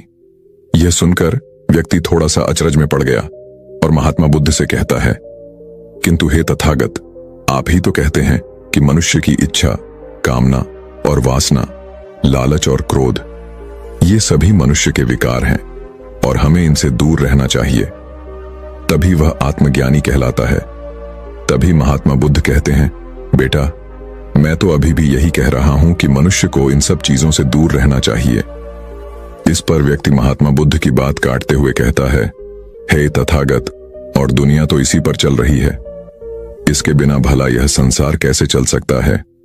हर किसी को पैसों की जरूरत है, बिना पैसों के वह अपने परिवार को नहीं चला सकता, वह अपने परिवार का पालन पोषण नहीं कर सकता, वह अपने परिवार के लिए भोजन नहीं ला सकता, और यदि वह पैसे नहीं कमाएगा तो वह भूखा मर जाएगा। तभी महात्मा बुद्ध कहते हैं, बेटा यह संसार इन चीजों से नहीं चल रहा, इन चीजों से बिगड़ रहा है। इस पर व्यक्ति कहता है, हे तथागत, आखिर आप क्या कहना चाहते हैं? मैं आपकी बात समझ नहीं पा रहा। संसार में इच्छा, कामना, वासना और क्रोध ही तो है, और जब हम इनका त्याग कर देते हैं तब हम आध्यात्मिक मार्ग की ओर आगे बढ़ते हैं, अर्थात मुक्ति के मार्ग पर, यानी कि हम सन्यासी के मार्ग पर चलते हैं। इस पर महात्मा बुद्ध जवाब देते हुए कहते हैं, बेटा तुमने जो कुछ कहा वह भी एक बहुत बड़ा सत्य है। इच्छा, कामना, वासना और क्रोध ऐसे ही बुरी भावनाओं को छोड़ देने से हम संसार छोड़कर सन्यासी हो जाते हैं। और इन्हीं सभी चीजों को छोड़कर भी हम संसार में जी सकते हैं, धन कमा सकते हैं, मान, पद, प्रतिष्ठा और सम्मान कमा सकते हैं, क्योंकि हम सब अपना कर्म ही तो कर रहे हैं। एक किसान खेती करता है, पर वह अपनी खेती बिना बुरी भावनाओं के भी कर सकता है। एक व्यापारी व्यापार करता है और इस व्यापार में चीजों को यहां से वहां पहुंचाना होता है, और वह व्यापारी इन चीजों को बिना बुरी भावना के कर सकता है। ठीक उसी प्रकार एक राजा भी अपनी प्रजा की रक्षा करता है, और वह भी अपने कर्म बिना किसी बुरी भावना के कर सकता है। और एक भिक्षु इन सभी लोगों को सही प्रकार और सही कार्य करने के लिए मार्गदर्शन करते हैं। जो उस भिक्षु का कर्म है, जो उसका कार्य है, और जो व्यक्ति जागृत होकर अपने कर्मों का सही पालन करता है, वास्तविकता में वही सन्यासी है, वही भिक्षु है। क्योंकि हम जो भी कर्म कर रहे हैं वह हमारा इस संसार में रहने के लिए, जीवित होने के लिए, जीवन जीने के लिए केवल एक माध्यम मात्र ही है। उसे छोड़कर हम कुछ भी नहीं पा सकते। और हमारे सभी कर्म करते हुए हमारा मुख्य उद्देश्य जागृत होना है, खुद को पहचानना है, खुद को जानना है। एक बार यदि हमारे भीतर ज्ञान का उदय हो गया, तब हम चाहे जो भी करें, वह फिर संसारी हो या सन्यासी, सब एक ही होते हैं। इस पर व्यक्ति महात्मा बुद्ध से कहता है, हे बुद्ध, किंतु मैंने तो देखा है कि आप अपने संघ में उन लोगों को भी शामिल कर लेते हैं जो लोग अपने परिवार को छोड़कर आए, अपने माता पिता को छोड़कर आए हैं, अपने बीवी बच्चों को छोड़कर आए हैं। क्या आप उनसे कभी यह कहते हैं कि जाकर अपनी जिम्मेदारियां पूरी करो, जाओ अपनी जिम्मेदारियां संभालो और धन कमाओ, और वहीं पर रहकर तुम आत्मज्ञान प्राप्त करो? उस व्यक्ति के प्रश्न का जवाब देते हुए महात्मा बुद्ध कहते हैं, भक्त, क्या तुम शांति को हवा में उड़ा सकते हो? इसके जवाब में वह व्यक्ति कहता है, नहीं, मैं नहीं उड़ा सकता। तभी महात्मा बुद्ध कहते हैं, केवल एक बच्चा ही हाथी को हवा में उड़ा सकता है। ठीक उसी प्रकार जिस व्यक्ति को जो बनना है वह तो वह बनकर ही रहेगा। जैसे किसी व्यक्ति को राजा बनना है तो वह राजा बनेगा, किसी व्यक्ति को व्यापारी बनना है तो वह व्यापारी बनेगा। ठीक इसी प्रकार यदि किसी व्यक्ति को आत्मज्ञान की प्राप्ति करनी है तो उसे सब कुछ तो त्यागना ही होगा। आगे महात्मा बुद्ध उस व्यक्ति से कहते हैं, बेटा, क्या तुम सब कुछ छोड़कर आत्मज्ञान के मार्ग पर आगे बढ़ते, या फिर तुम यह सोच रहे थे कि इस रास्ते पर चलकर जीवन आसान हो जाएगा? जो होगा सब अच्छा होगा, सब कुछ अपने आप ही मिलने लगेगा। मुझे तो कुछ करने की आवश्यकता ही नहीं पड़ेगी। सारे दुख दर्द सब कुछ समाप्त हो जाएगा और जीवन में चमत्कार होने लगेगा और अंत में मुक्ति भी मिल जाएगी। महात्मा बुद्ध की यह बात सुनकर उस व्यक्ति को अपनी गलती का एहसास हो गया। वह महात्मा बुद्ध के चरणों में गिर पड़ा और कहने लगा, हे तथागत, आप सत्य कहते हैं। मैंने तो कुछ ऐसा ही सोचा था। क्योंकि मेरा व्यापार सही नहीं चल रहा था तो मुझे लगा कि सब कुछ छोड़कर सब मिल जाएगा, मुझे कुछ करने की आवश्यकता ही नहीं पड़ेगी और मेरे सारे दुख दर्द हमेशा हमेशा के लिए खत्म हो जाएंगे और मैं आत्मज्ञान भी प्राप्त कर पाऊंगा। तभी महात्मा बुद्ध उस व्यक्ति से कहते हैं, बेटा, भिक्षु हो जाना कोई आसान बात नहीं है। इसके लिए सब कुछ त्यागना पड़ता है। एक एक चीज जिससे तुम बहुत प्रेम करते हो, वह सारी चीजें तुमसे एक एक करके दूर हो जाती हैं। तो क्या तुम भिक्षु बनने के लिए तैयार हो? क्या तुम सब कुछ छोड़कर अध्यात्म के मार्ग में आगे बढ़ना चाहते हो? इसके जवाब में व्यक्ति कहता है तथागत, मुझे मेरी गलती का एहसास हो चुका है। मुझे भिक्षु नहीं बनना, मैं तो व्यापारी ही ठीक हूं। मैं तो अपने संसारी जीवन में ही ठीक हूं। परंतु अब भी मेरे मन में एक प्रश्न शेष बचा है। अगर आपकी आज्ञा हो तो वह प्रश्न भी मैं आपसे पूछना चाहूंगा। तभी महात्मा बुद्ध उसे आज्ञा देते हैं। इस पर व्यक्ति कहता है, हे तथागत, आप ही तो कहते हैं कि धन नहीं कमाना चाहिए। पद, प्रतिष्ठा, अहंकार हमें दुख की ओर ले जाते हैं और संसार में यही तो है। और क्या है? यदि हमें संसारी जीवन जीना है तो हमें यह सब तो करना ही पड़ेगा। तभी महात्मा बुद्ध मुस्कुराते हुए उस व्यक्ति से कहते हैं, क्या तुम्हें भूख लगी है? इस पर व्यक्ति कहता है, हाँ तथागत, मुझे बहुत भूख लगी है। तभी महात्मा बुद्ध उस व्यक्ति को भोजन करवाते हैं। उसे भरपेट भोजन खिलाने के बाद महात्मा बुद्ध उस व्यक्ति से कहते हैं, लो और खाओ, यह सब तुम्हारे लिए ही है। इसके जवाब में वह व्यक्ति कहता है, तथागत, मैं पहले ही बहुत ज्यादा खा चुका हूं, अब मुझसे और नहीं खाया जाएगा। मेरे पेट में अब थोड़ी भी जगह नहीं रह गई है। यदि मैंने और अधिक खाया तो मेरा पेट दर्द करने लग जाएगा और फिर मुझे तरह तरह की परेशानियां होने लगेंगी, मैं परेशान हो जाऊंगा। तभी महात्मा बुद्ध मुस्कुराते हुए उस व्यक्ति से कहते हैं, बेटा, मैं भी तो तुम्हें यही समझाने का प्रयास कर रहा हूं कि जितनी जरूरत है उतना ही खाओ, उतना ही धन कमा, जितने की तुम्हें आवश्यकता है, क्योंकि हर चीज जब हद से ज्यादा हो जाती है तो वह नुकसान जरूर पहुंचाती है। फिर वह चाहे धन हो, चाहे इच्छा, चाहे लालच, या फिर कामना या वासना, सब कुछ हद से ज्यादा आपको नुकसान ही पहुंचाएगा और यह सब आपको केवल दुख ही देंगे। इसलिए इन्हें नियंत्रण में रखना चाहिए। जितने की हमें आवश्यकता है उतना ही हमें चाहिए, और जब आप इसे नियंत्रण में रखते हैं तो यह कभी आपको दुख नहीं दे पाएगा, आप हमेशा सुखी रहोगे। आगे महात्मा बुद्ध उस व्यक्ति से कहते हैं, भंते, धन कमाना आवश्यक है, क्योंकि धन की कमी नहीं होनी चाहिए, भोजन की कमी नहीं होनी चाहिए, किसी भी कार्य को करने के लिए मन में इच्छा की कमी नहीं होनी चाहिए। लेकिन उसी के साथ में यह भी ध्यान रखना है कि इच्छा अत्यधिक भी नहीं होनी चाहिए। और मैं तुम्हें यही समझाने का प्रयास कर रहा हूं, मैं तुम्हें यही ज्ञान देने का प्रयास कर रहा हूं कि मध्य में रहो, ना कम ना ज्यादा। इसलिए जाओ और धन कमाओ, व्यापार करो, अपने कर्म से न केवल अपना बल्कि दूसरों का भला भी करो। जब तुम अपने किए के सांसारिक कार्यों से लोगों का भला करते हो, तब तुम में और किसी सन्यासी अर्थात किसी भिक्षु में कोई अंतर नहीं रह जाता। बस सभी के मार्ग अलग होते हैं, लेकिन मंजिल एक ही होती है और तुम कभी मार्ग से भटक ना जाओ। इसलिए ऐसे लोगों की संगत में रहना जो तुम्हें आत्मज्ञान के सीधे मार्ग पर ले चलें, जो सांसारिक जीवन से हटकर नए जीवन में प्रवेश करवाएं, क्योंकि वे लोग बुराइयों से लड़ने में तुम्हारी मदद करेंगे, तुम्हें ताकत मिलेगी और तुम लगातार बिना विचलित हुए आध्यात्मिक मार्ग पर लगातार आगे बढ़ते चले जाओगे। इतना कहकर महात्मा बुद्ध शांत हो गए। वह व्यक्ति महात्मा बुद्ध को प्रणाम करके कहता है, हे तथागत, आपकी शिक्षाएं तो बिल्कुल अलग हैं। आप जो कहते हैं उसके पीछे का अर्थ कुछ अलग ही होता है, बहुत सीधा और सरल, लेकिन हम उसे समझ नहीं पाते।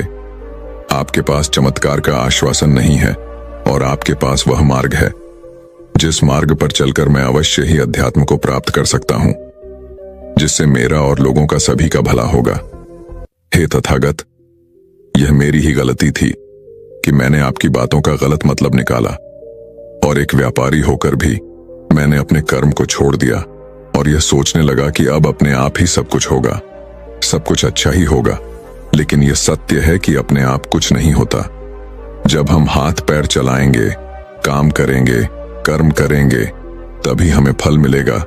जब हम हाथ पैर मारना छोड़ देते हैं तो नदी का बहाव हमें अपने साथ बहा कर ले चला जाता है और तब हमारे हाथों में कुछ नहीं रह जाता, और यही मेरे साथ भी हुआ है। हे तथागत, आज से मैं आपको वचन देता हूं कि मैं अपना कर्म पूरी ईमानदारी के साथ करूंगा। आपके दिए हुए मार्ग पर मैं पूरी ईमानदारी से चलूंगा। मैं आपको वचन देता हूं कि मैं एक अच्छा व्यापारी और एक अच्छा इंसान बनकर रहूंगा। मैं आत्मज्ञान के मार्ग पर अपने कर्म करते हुए आगे बढ़ता रहूंगा। इतना कहकर वह व्यक्ति महात्मा बुद्ध को प्रणाम करके वहां से लौट गया। इंसान को काम वासना कैसे बर्बाद करती है और इससे छुटकारा कैसे पाना है, काम वासना शरीर को क्या क्या नुकसान पहुंचती है, इस विषय पर हम आज एक रहस्यमय पुरानी कहानी आपको सुनाएंगे। तो चलिए शुरुआत करते हैं। 100 रानियों के साथ रहते रहते सम्राट अपने जीवन से परेशान हो चुका था। उसे अपनी युवावस्था के वो दिन याद हो आए जब उसके मन में स्त्रियों के प्रति कोई आकर्षण नहीं था, जब उसे काम शक्ति और काम वासना के बारे में पता तक नहीं था। उस समय को याद करके राजा की आंखों में आंसू आ गए। कितना ऊर्जावान, कितना जोशिला और कितना ताजगी से भरा हुआ रहा करता था। और आज सम्राट बुढ़ा हो चुका था, लेकिन बुढ़ा होने के बाद भी वो अपनी काम वासना से छुटकारा नहीं पा सका था। यूं तो उसने हजारों युद्ध जीते थे, लेकिन अपने मन पर वो आज तक विजय प्राप्त नहीं कर पाया था। अपनी काम वासना के सामने उसने अपने घुटने टेक दिए थे। अब तो सम्राट को चिंता होने लगी थी, क्योंकि वह बूढ़ा हो चुका था और किसी भी वक्त उसकी मृत्यु हो सकती थी। लेकिन मृत्यु को अपने सामने देखकर जहां पर लोग मोक्ष और मुक्ति की बातें सोचते हैं, वहीं पर सम्राट काम वासना के विचारों से घिरा रहता था। 100 रानियां थीं उसकी, एक से बढ़कर एक हसीन, और हर रानी के साथ उसने बच्चे भी पैदा किए थे। इतना काम भोगने के बाद भी उसका मन छटपटाता क्यों है? क्यों उसमें अब भी अश्लील विचार आते रहते हैं? सम्राट सोच में पड़ गया कि क्या मरने के बाद भी यह काम वासना का बोझ अपने साथ लेकर यहां से जाऊंगा।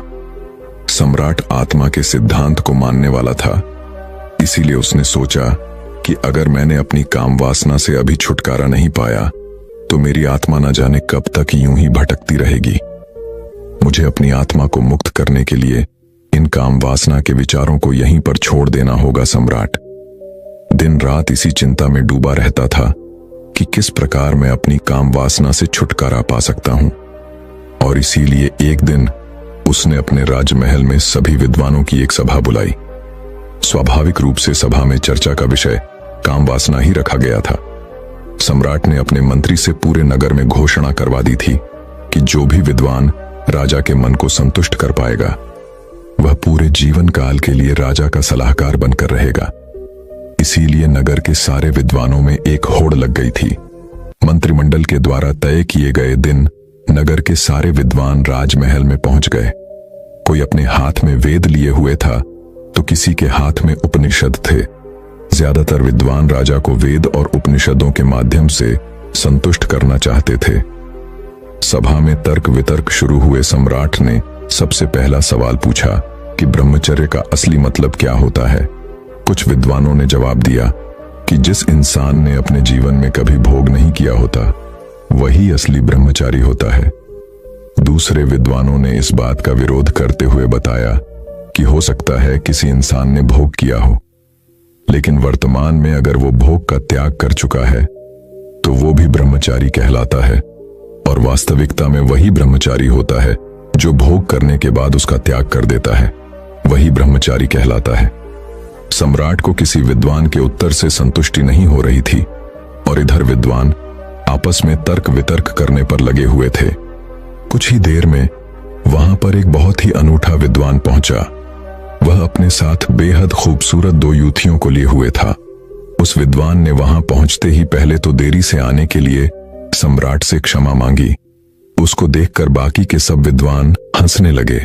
एक विद्वान ने इस सभा में खड़े होकर कहा कि जो इंसान खुद काम वासना से ग्रस्त हो, वह दूसरे को काम वासना से छुटकारा कैसे दिला सकता है। इस पर इस विद्वान ने मुस्कुराते हुए उससे पूछा कि तुम्हें ऐसा क्यों लगता है कि मैं काम वासना से ग्रस्त हूं। उस विद्वान ने कहा कि तुम हमें अंधा समझते हो, क्या हमें बेवकूफ समझते हो? तुम यहां राजमहल में 2 युवतियों के साथ प्रवेश कर रहे हो, इसका मतलब क्या होता है? इसका अर्थ तो सीधा सीधा यही है कि तुम एक काम वासना से ग्रस्त आदमी हो। क्या मैं गलत कह रहा हूं? उस विद्वान ने मुस्कुराते हुए जवाब दिया कि महाशय, जिन युवतियों की तुम बात कर रहे हो वो दोनों मेरी बहनें हैं और वो भी मेरी ही तरह काम वासना की गहरी समझ रखती हैं। इस विद्वान ने सम्राट को संबोधित करते हुए कहा कि असली ब्रह्मचारी वही होता है जिसकी नजरों में एक पुरुष और एक महिला का अंतर हट गया हो। जब किसी इंसान की काम वासना खत्म हो जाती है, जो पूर्ण रूप से ब्रह्मचारी हो जाता है, उसके लिए सभी का शरीर एक इंसान का शरीर होता है। उसके अंदर किसी महिला को देखकर काम वासना के विचार उठना तो दूर, वह तो भेद भी नहीं कर पाएगा कि यह एक महिला है। उस ब्रह्मचारी के लिए हर एक जीवात्मा एक प्रकार की होती है। शारीरिक रूप से वह उनमें कभी भी भेद नहीं करेगा।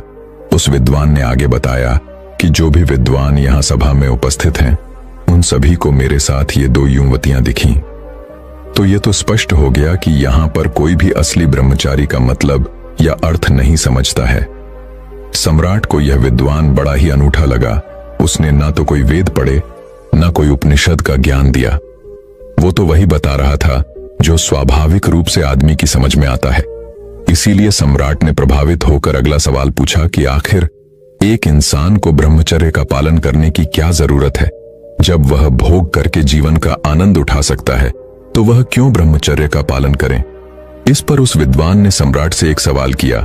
उसने पूछा कि सम्राट, मुझे एक बात बताओ कि एक पेड़ ज्यादा ताकतवर होता है या फिर एक बीज? सम्राट ने उत्तर दिया कि एक पेड़ एक बीज से ही तो जन्म लेता है, तो इस प्रकार तो एक बीज एक पेड़ से ज्यादा ताकतवर हुआ। विद्वान ने बताया कि सम्राट, उसी प्रकार हमारे शरीर में भी काम शक्ति रूपी बहुत सारे बीज होते हैं। उनमें असीम ऊर्जा होती है जो हमारे लिए आनंद का स्रोत पैदा करती है। लेकिन काम वासना में ग्रस्त होकर हम अपने काम शक्ति रूपी बीजों को यूं ही नष्ट करते रहते हैं, बर्बाद करते रहते हैं। और उन बीजों के नष्ट हो जाने के कारण एक आदमी ढीला आलस्य से भरा हुआ हमेशा थका थका सा रहता है। याद रखना, हमारे भोजन से हमारा रक्त बनता है, रक्त से हमारा मैंस, हमारी हड्डी, और आखिर में काम शक्ति रूपी बीज बनते हैं जो कि बहुत ही कम मात्रा में होते हैं। इसीलिए अपने मन में उठने वाली काम वासना के लिए उन बीजों को नष्ट करना कहीं से भी तार्किक नहीं है।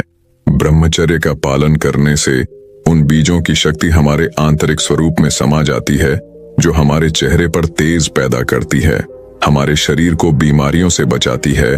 और यही काम शक्ति रूपी बीज जब ध्यान के माध्यम से एक ऊर्जा में परिवर्तित कर दिए जाते हैं तो यही आनंद का स्रोत बन जाते हैं। सम्राट ने अगला सवाल पूछा जो सम्राट के जीवन के लिए बहुत ही महत्वपूर्ण था। सम्राट ने पूछा कि काम वासना से छुटकारा किस प्रकार पाया जाए। विद्वान ने उत्तर दिया कि हे सम्राट, जो बुद्धिमान होता है वो यह जानता है कि काम वासना रूपी का पानी जो जितना ज्यादा पिएगा उतनी ही ज्यादा प्यास उसे लगेगी, उसकी प्यास कभी नहीं बुझेगी। इसलिए तो वो कभी इस काम वासना रूपी कुएं का पानी पीता ही नहीं। और अगर ग्रस्त जीवन होने के कारण मजबूरीवश उसे कभी इस कुएं का पानी पीना भी पड़ जाता है तो वो सिर्फ एक कुएं का पानी पीता है। उस विद्वान ने राजा को संबोधित करते हुए कहा कि आपके जीवन में आपने 100 रानियों से शादी की, लेकिन आपने भी महसूस किया होगा कि जिसकी प्यास बुझनी होती है उसकी प्यास एक ही जगह पर बुझ जाती है, लेकिन जिसकी प्यास नहीं बुझनी होती, चाहे वो 100 स्त्रियों के साथ भोग कर ले, लेकिन फिर भी उसकी प्यास अधूरी रह जाएगी। विद्वान ने सभी को समझाते हुए आगे कहना शुरू किया कि अगर आपके जीवन का लक्ष्य स्पष्ट नहीं है तो आप सभी नाना प्रकार की भोग की वस्तुओं में गिर जाएंगे। लेकिन वहीं पर अगर आपका लक्ष्य स्पष्ट है तो आप अपना पूरा ध्यान अपने लक्ष्य को पूरा करने में लगाएंगे, ना कि भोग करने में। सम्राट, तुमने सुना होगा, एक कहावत बहुत पुरानी है कि खाली दिमाग शैतान का घर होता है। इसीलिए एक इंसान को अपने जीवन का लक्ष्य स्पष्ट दिखाई देना चाहिए। शुरुआती चरण में काम वासना हमेशा हमारे विचारों के द्वारा उत्पन्न होती है, और अगर हम अपने विचारों को ऐसी जगह पर लगाएंगे जिससे हमारा लक्ष्य पूरा हो सके तो हमारे मस्तिष्क में काम वासना के विचारों के लिए कोई जगह ही नहीं बचेगी। विद्वान ने सम्राट को चेतावनी देते हुए कहा कि सम्राट, याद रखना, भोग करने से ज्यादा खतरनाक काम वासना के विचार होते हैं। वो हमारा मानसिक संतुलन बिगाड़ देते हैं, हमारी दृष्टि को भ्रमित कर देते हैं। उस विद्वान ने सभी को सभा में एक कहानी सुनाते हुए कहा कि एक बार 2 सन्यासी भिक्षा मांगकर अपने आश्रम में वापस आ रहे थे। रास्ते में एक नदी थी। उनका आश्रम नदी के उस पार था, इसीलिए उन्हें नदी पार करके जाना होता था। एक दिन जब वो भिक्षा मांगकर अपने आश्रम में वापस लौट रहे थे तो नदी के किनारे एक महिला बैठी हुई थी। उस महिला ने उन दोनों सन्यासियों से पूछा कि क्या आप मुझे नदी पार करवा सकते हैं? उनमें से एक सन्यासी ने तो छूटते ही मना कर दिया। उसने अपने मन में सोचा कि मैंने तो ब्रह्मचर्य का व्रत ले रखा है, भला मैं किसी स्त्री को छू कैसे सकता हूं। दूसरे सन्यासी ने मुस्कुराते हुए उस महिला को अपने कंधे पर बिठा लिया और अपने कंधे पर बैठाकर उसने उसे वो नदी पार करवा दी। यही बात उस दूसरे सन्यासी को अखड़ गई। जब वह उस महिला को दूसरे किनारे पर छोड़कर अपने आश्रम के रास्ते से वापस अपने आश्रम आ रहे थे तो उस सन्यासी ने कहा कि तुमने यह ठीक नहीं किया। तुम्हें उस महिला को अपने कंधे पर नहीं बिठाना चाहिए था। तुमने उसे वो नदी पार करवाकर बहुत बड़ी गलती की है। इसीलिए मैं तुम्हारी शिकायत गुरुजी से करूंगा। उस सन्यासी ने हंसते हुए कहा कि मैं तो उस महिला को कभी का अपने कंधे से उतार चुका हूं, लेकिन शायद तुम उसे अपने दिमाग में से अभी तक नहीं उतार पाए हो। सभा में उपस्थित सभी लोग उस विद्वान की यह कहानी बड़े ध्यान से सुन रहे थे। आखिर में विद्वान ने सम्राट को बताया कि सम्राट, उसी तरह हम भी अपने मन पर ना जाने कितने बोझ लेकर चलते रहते हैं।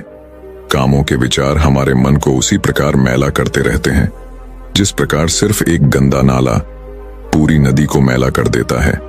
अगर तुम जीवन में आनंद चाहते हो, ऊर्जा से भरा हुआ महसूस करना चाहते हो, तो अपने मन के लिए पवित्र विचारों का रास्ता बनाओ।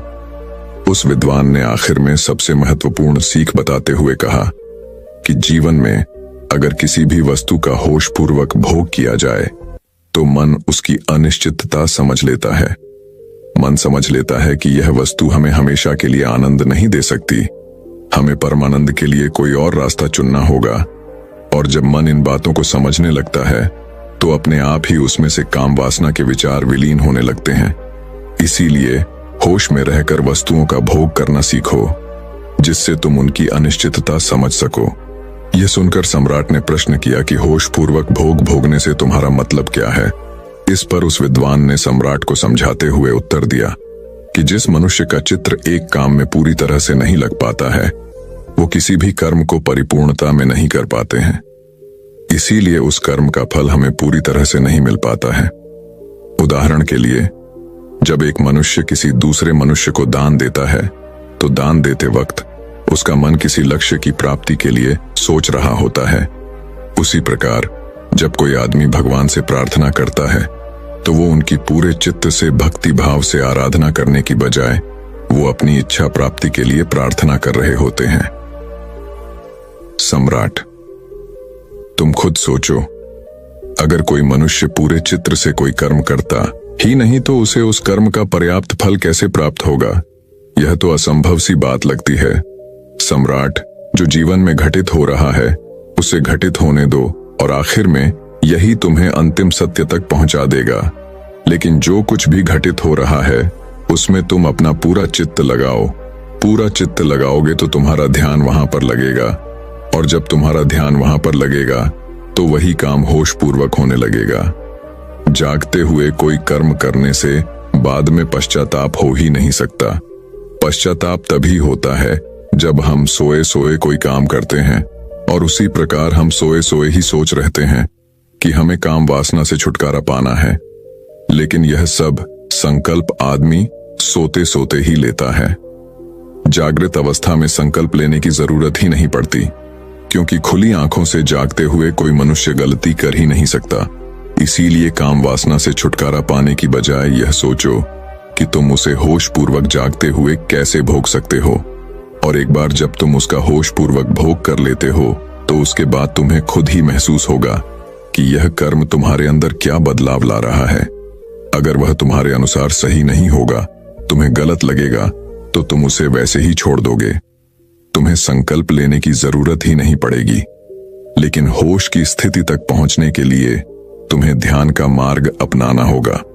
ध्यान करने से ही आदमी की निद्रा टूटती है, वह जागृत अवस्था में आता है, और जब वह जागृत अवस्था में आता है तो उसका चित्त एक काम पर पूरी तरह से लगने लगता है, और उसके बाद होशपूर्वक उस कर्म को करने के बाद उस कर्म की अन्यथता को हमारा मन अपने आप समझने लगता है। विद्वान ने अपनी बात को और गहराई से समझाते हुए समझाया कि सोए हुए इंसान को तो रास्ते पर पड़ा हुआ सांप भी दिखाई नहीं देता, वो भी उसे तब पता चलेगा जब वो सांप पर पैर रख देगा। और इसी प्रकार तो हर इंसान कार्य करता है। जब वो रास्ते पर चलता है तो अपने विचारों में, अपनी भविष्य की योजनाओं में उसका मन हमेशा उलझा रहता है। उसका ध्यान अपने चलने पर तो होता ही नहीं है, तो रास्ते पर कहां से होगा। यह सब लक्षण एक सोए हुए मनुष्य के होते हैं, और जब वह मनुष्य यह महसूस कर पाता है कि वो कितनी गहरी निद्रा में है, तो उसी समय उसके जीवन में ध्यान का उदय होता है। लेकिन सोए हुए इंसान को भला किस प्रकार दिखाई देगा कि वह सोया हुआ है? या तो कोई उसे हिलाकर जगाए या उसे बताए कि तुम सोए हुए हो, तब तो उसकी नींद टूटेगी। लेकिन ऐसे मनुष्य हमें कम ही मिलते हैं जो हमें यह एहसास कराते हैं कि हम कितनी गहरी निद्रा में सोए हुए हैं। हमारा मन विचारों की, भविष्य की योजनाओं का, अतीत के दुखों का एक दफ्तर बन चुका है। उस सम्राट इस विद्वान के उत्तरों से बहुत प्रभावित हुआ और उस सम्राट ने इस विद्वान को अपने पूरे जीवन काल के लिए अपना सलाहकार बना लिया। तो दोस्तों, चलिए अब काम वासना के ऊपर अगली रोचक कहानी की शुरुआत कुछ इस प्रकार होती है। बुद्ध कहते हैं कि शारीरिक संभोग इतना खतरनाक नहीं होता है जितना कि मानसिक संभोग होता है, क्योंकि शारीरिक संभोग में तो शरीर की कुछ ऊर्जाई खर्च होती है जो फिर से बन जाती है, लेकिन मानसिक संभोग जीवन भर हमारे साथ चलता है। वह हमेशा हमारी ऊर्जा को खत्म करता रहता है। जो भी इंसान अतीत में हुए संभोग या फिर भविष्य में होने वाले समूहों में अपने विचारों को केंद्रित रखता है, वह अपनी ऊर्जा का एक बहुत बड़ा हिस्सा खर्च कर देता है। अगर इंसान विचारों से निकलकर प्रतिपल वर्तमान का आनंद लें, तो वह अपनी मानसिक काम वासना की ऊर्जा को बचा सकता है। बहुत बड़ी मानव जाति संभोग से परेशान नहीं है, उस संभोग के विचारों से तनावग्रस्त है। उनके दिमाग में, उनके मन में अधिकतर समय काम वासना के विचार ही चलते रहते हैं और इसी कारण उनके मन की बहुत बड़ी ऊर्जा उन विचारों में नष्ट होती रहती है। अगर उसने शारीरिक संभोग किया होता तो उसकी शारीरिक ऊर्जा कुछ पलों के लिए नष्ट होती और वह फिर से बन जाती, लेकिन मानसिक हमेशा चलता रहता है, जिसके कारण उसकी ऊर्जा हमेशा अरोगामी होती चली जाती है। तो इस मानसिक संभोग से, मानसिक काम वासना के विचारों से बाहर आने के लिए बुद्ध ने क्या तरीका बताया? बुद्ध कहते हैं कि जब तक हम किसी चीज से लड़ते रहते हैं, तब तक हमारा पूरा ध्यान उसी पर केंद्रित रहता है, और जब हम एक बार उसको स्वीकार कर लेते हैं, तत्क्षण हमारा ध्यान वहां से अपने आप हट जाता है, क्योंकि अब उसमें कोई रस नहीं रहा, हमारा चित्त उसकी उलझन में नहीं रहा। इसीलिए अब हमारा मन उससे आजाद हो गया है। हम अधिकतर समय यह सोचने में लगा देते हैं कि हमें काम वासना के विचारों से छुटकारा पाना है। किस तरह पाना है, इसके नाना प्रकार के उपाय भी खोजते हैं, लेकिन आखिर में कुछ भी हासिल नहीं होता। वो विचार ज्यों के त्यों हमारे मन को गिरफ्त में रहते हैं, क्योंकि हमारा चित्त उससे लड़ रहा है, उससे बचने का समाधान ढूंढ रहा है, उपाय खोज रहा है। हमने कभी पूरे मन से यह स्वीकार ही नहीं किया कि हाँ, मैं एक कामों को व्यक्ति हूं, यही मेरा स्वभाव है। हम अपने आप से कभी बोल ही नहीं पाते। अगर बोल पाते तो हमारा चित्त और हमारा मन इन विचारों से अपना ध्यान हटा पाता। बड़े मजे की बात है, जिस भी चीज से हम बचना चाहते हैं, हम उसी चीज का चिंतन शुरू कर देते हैं, और हम जितना ही उस बारे में चिंतन करते जाते हैं, वो हमारे चित्त में उतनी ही गहरी बैठती चली जाती है, क्योंकि अधिकतर समय हमारा मन उससे छुटकारा पाने के उपाय के बारे में सोचता है। मतलब कि हमारा ध्यान उसी बिंदु पर केंद्रित हो जाता है। अगर हम अपने उस स्वभाव को स्वीकार कर लेते, तो हमारा ध्यान किसी दूसरे केंद्र, उन विचारों से छुटकारा पाने के लिए नाना तरह के प्रयोग करते हैं, नाना तरह के उपाय अपनाते हैं। कोई व्रत करने लगता है, कोई ब्रह्मचारी बन जाता है, कोई अपने शरीर को उतना ही भोजन देता है जितना जिंदा रहने के लिए आवश्यक होता है। वह समय समय पर उपवास करता है, क्योंकि उसे लगता है कि भोजन जो ऊर्जा हमें देगा, उससे काम वासना पैदा होगी। इसीलिए वो सोचता है कि अपने शरीर की ऊर्जा को उतना ही रखो जितना जिंदा रहने के लिए जरूरी है। लेकिन मजे की बात यह है कि जिस दिन भी वह अपना उपवास तोड़ेगा या फिर पेट भर भोजन खाएगा, उसी दिन काम की शक्ति फिर से लौट आएगी और वह विचार फिर से उसके मस्तिष्क को घेर लेंगे। उसी प्रकार कुछ लोग अपने आप को स्त्रियों से बिल्कुल अलग कर लेते हैं, बिल्कुल दूरी बना लेते हैं, लेकिन जिस दिन भी वो उनके संपर्क में आते हैं, उसी दिन उनकी कामुकता फिर से जाग उठती है। चाहे आप ऊंचे पहाड़ों में चले जाएं, जहां पर मानव जाति पाई ही नहीं जाती, लेकिन जिस दिन आप संसार में वापस लौटेंगे, उस दिन आप पाएंगे कि आपकी काम वासना पहले से भी ज्यादा बढ़ चुकी है। इसीलिए अगर कोई उपाय नहीं किया गया, तो यह काम वासना और इसके विचार जिंदगी भर हमें परेशान करते रहेंगे। इसके उपाय मैं आपको एक कहानी के माध्यम से समझाने की कोशिश करता हूं। कहानी छोटी सी है, लेकिन आपके सारे सवालों के जवाब दे सकती है। पुराने यूनान में एक बस्ती थी। उस बस्ती में लड़के या लड़की के बीच कोई भी भेदभाव नहीं होता था। जिस प्रकार दो लड़कों की आपस में दोस्ती होती है, उसी प्रकार वहां पर लड़का और लड़की के बीच भी दोस्ती होती थी। उनमें कोई अंतर नहीं होता था, कोई भेद नहीं होता था। जिस प्रकार लड़कियां आपस में मिलती थीं, उसी प्रकार लड़का और लड़की भी आपस में मिल सकते थे। इसमें कोई भी बाधा या कोई भी नियम नहीं था। यहां तक कि रात में पूरे गांव के लोग एक साथ ही सोते थे, एक छत के नीचे ही सोते थे। यहां तक कोई समस्या नहीं थी।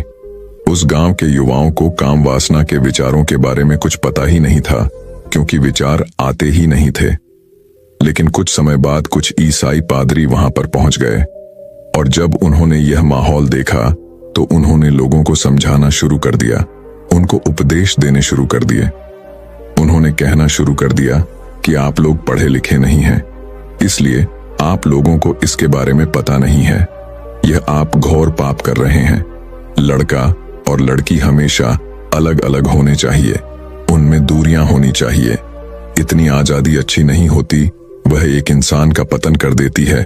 और इसीलिए वहां पर कुछ नए नियम बनाए गए, और उन नए नियमों के अनुसार अब लड़का और लड़की दो लड़कों की तरह दोस्त नहीं हो सकते थे, दो लड़कों की तरह आपस में बात भी नहीं कर सकते थे, और अब पूरा गांव एक ही छत के नीचे नहीं सो सकता था। सारे नियम बदल दिए गए थे, लेकिन इसी से उस गांव के युवाओं का और उस गांव की युवतियों का पतन होना शुरू हो गया। अब तक उन्हें काम वासना के बारे में कुछ भी नहीं पता था, लेकिन जैसे ही उस गांव के लड़के और लड़कियों के बीच दूरी बना दी गई, वही दूरी उन्हें एक दूसरे की तरफ खींचने लगी। याद रहे, जब तक दो इंसानों के बीच दूरी नहीं होगी, तब तक आकर्षण या फिर कहें कि खींचाव एक दूसरे की तरफ पैदा नहीं होगा। लेकिन जैसे ही आप दो इंसानों के बीच दूरियां बना देते हैं, वैसे ही एक दूसरे का आकर्षण, एक दूसरे की तरफ खिंचाव अपने आप उत्पन्न हो जाता है। अब उस गांव के युवा और युवतियां एक दूसरे का विचार करने लगे, शारीरिक संभोग से हटकर मानसिक संभोग करने लगे, और यही उस गांव का सबसे बड़ा पतन का कारण बना। शारीरिक संभोग में कोई दोष नहीं है, वह प्राकृतिक है, वह प्रकृति ने हमें दिया है, और ना ही उससे हमारी ऊर्जा उतनी खर्च होती है जितनी की मानसिक ऊर्जा से होती है। तो मानसिक ऊर्जा का पनपने का सबसे बड़ा कारण होता है युवक और युवती के बीच की दूरी। जब भी आप किसी युवती से बात नहीं कर पाते हैं, या फिर कोई युवती किसी युवक से बात नहीं कर पाती है, एक दूसरे से घुल मिल नहीं पाते हैं, तब उनके मानसिक विचार एक दूसरे पर केंद्रित हो जाते हैं।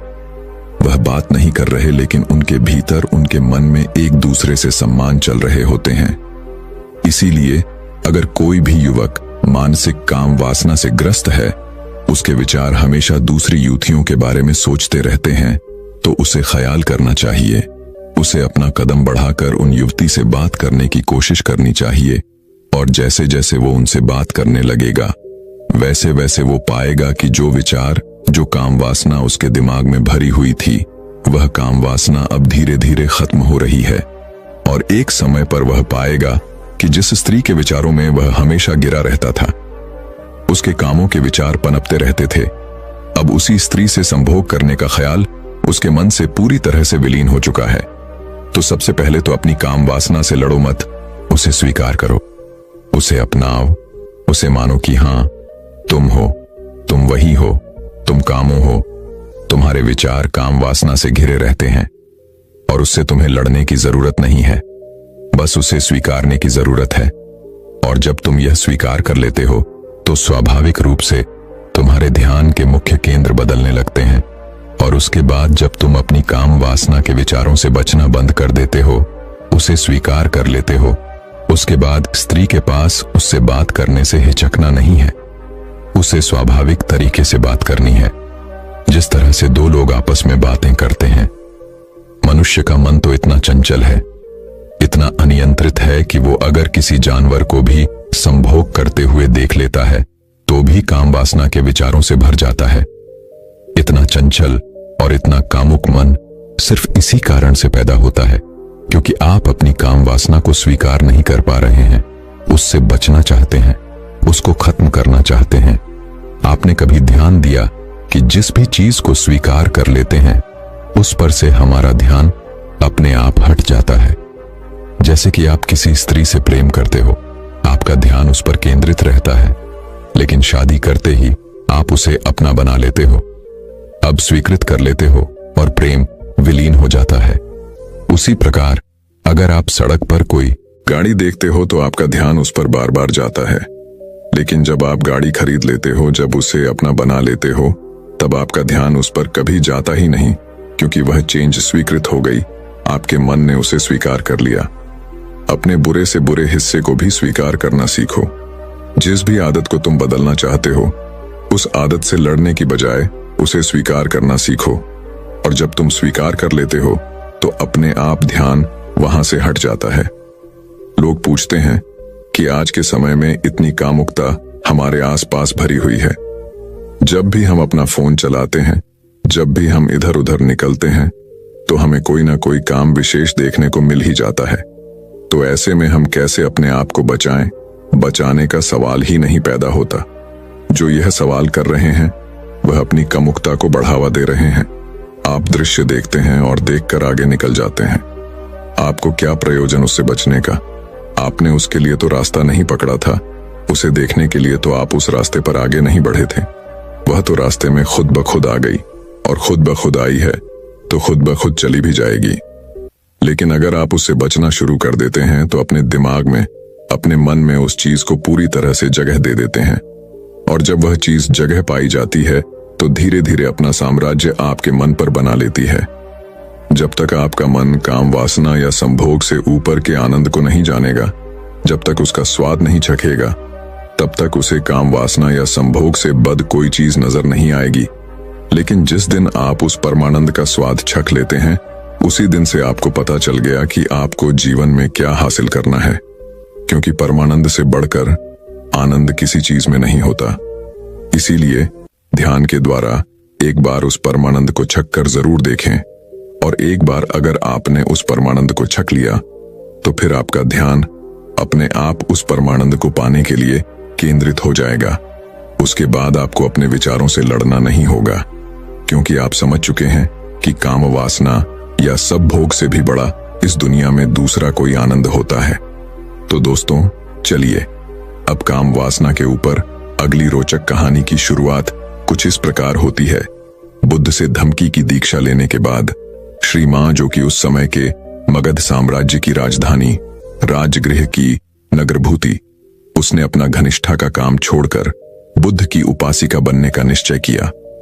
श्री मां राजगृह की सबसे सुंदर और अमीर स्त्री थी, लेकिन अब उसने अपना सारा समय बौद्ध संघ की देखरेख, भिक्षुओं की आज्ञा पालन और दूसरे अच्छे कामों में लगाना शुरू कर दिया। उसने संघ से हर दिन 8 नए भिक्षुओं को अपने घर बुलाकर भोजन कराने का नियम बना रखा था। उसने 8 निमंत्रण पत्र बनवा के थी, जिन्हें भोजन करने के बाद पुराने भिक्षु संघ पहुंचते ही नए भिक्षुओं को दे दिया करते थे।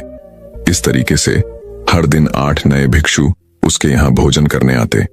सीमा भोजन करने आए भिक्षुओं को अपने हाथों से भोजन परोसती और उन्हें उचित आदर सम्मान देती। भोजन सबके लिए पर्याप्त और बहुत ही स्वादिष्ट होता था। एक दिन की बात है, 8 में से एक भिक्षु, जो कि उस दिन सिरिमा के घर से भोजन ग्रहण करके लौटे थे, आश्रम में आने के बाद से बड़ा ही उतावला और प्रसन्न प्रतीत हो रहा था। तो आश्रम के कुछ अन्य भिक्षुओं ने उस भिक्षु से सीमा के घर के भोजन के बारे में पूछा। उसने भिक्षुओं से कहा, भोजन सबके लिए पर्याप्त मात्रा में था और भोजन का स्वाद ऐसा था कि जिसकी तुलना ही ना की जा सकती है। इससे स्वादिष्ट भोजन मैंने आज से पहले कभी नहीं खाया था। लेकिन वहां की सबसे महत्वपूर्ण और न भूलने वाली चीज थी उस घर के मालकिन की सुंदरता।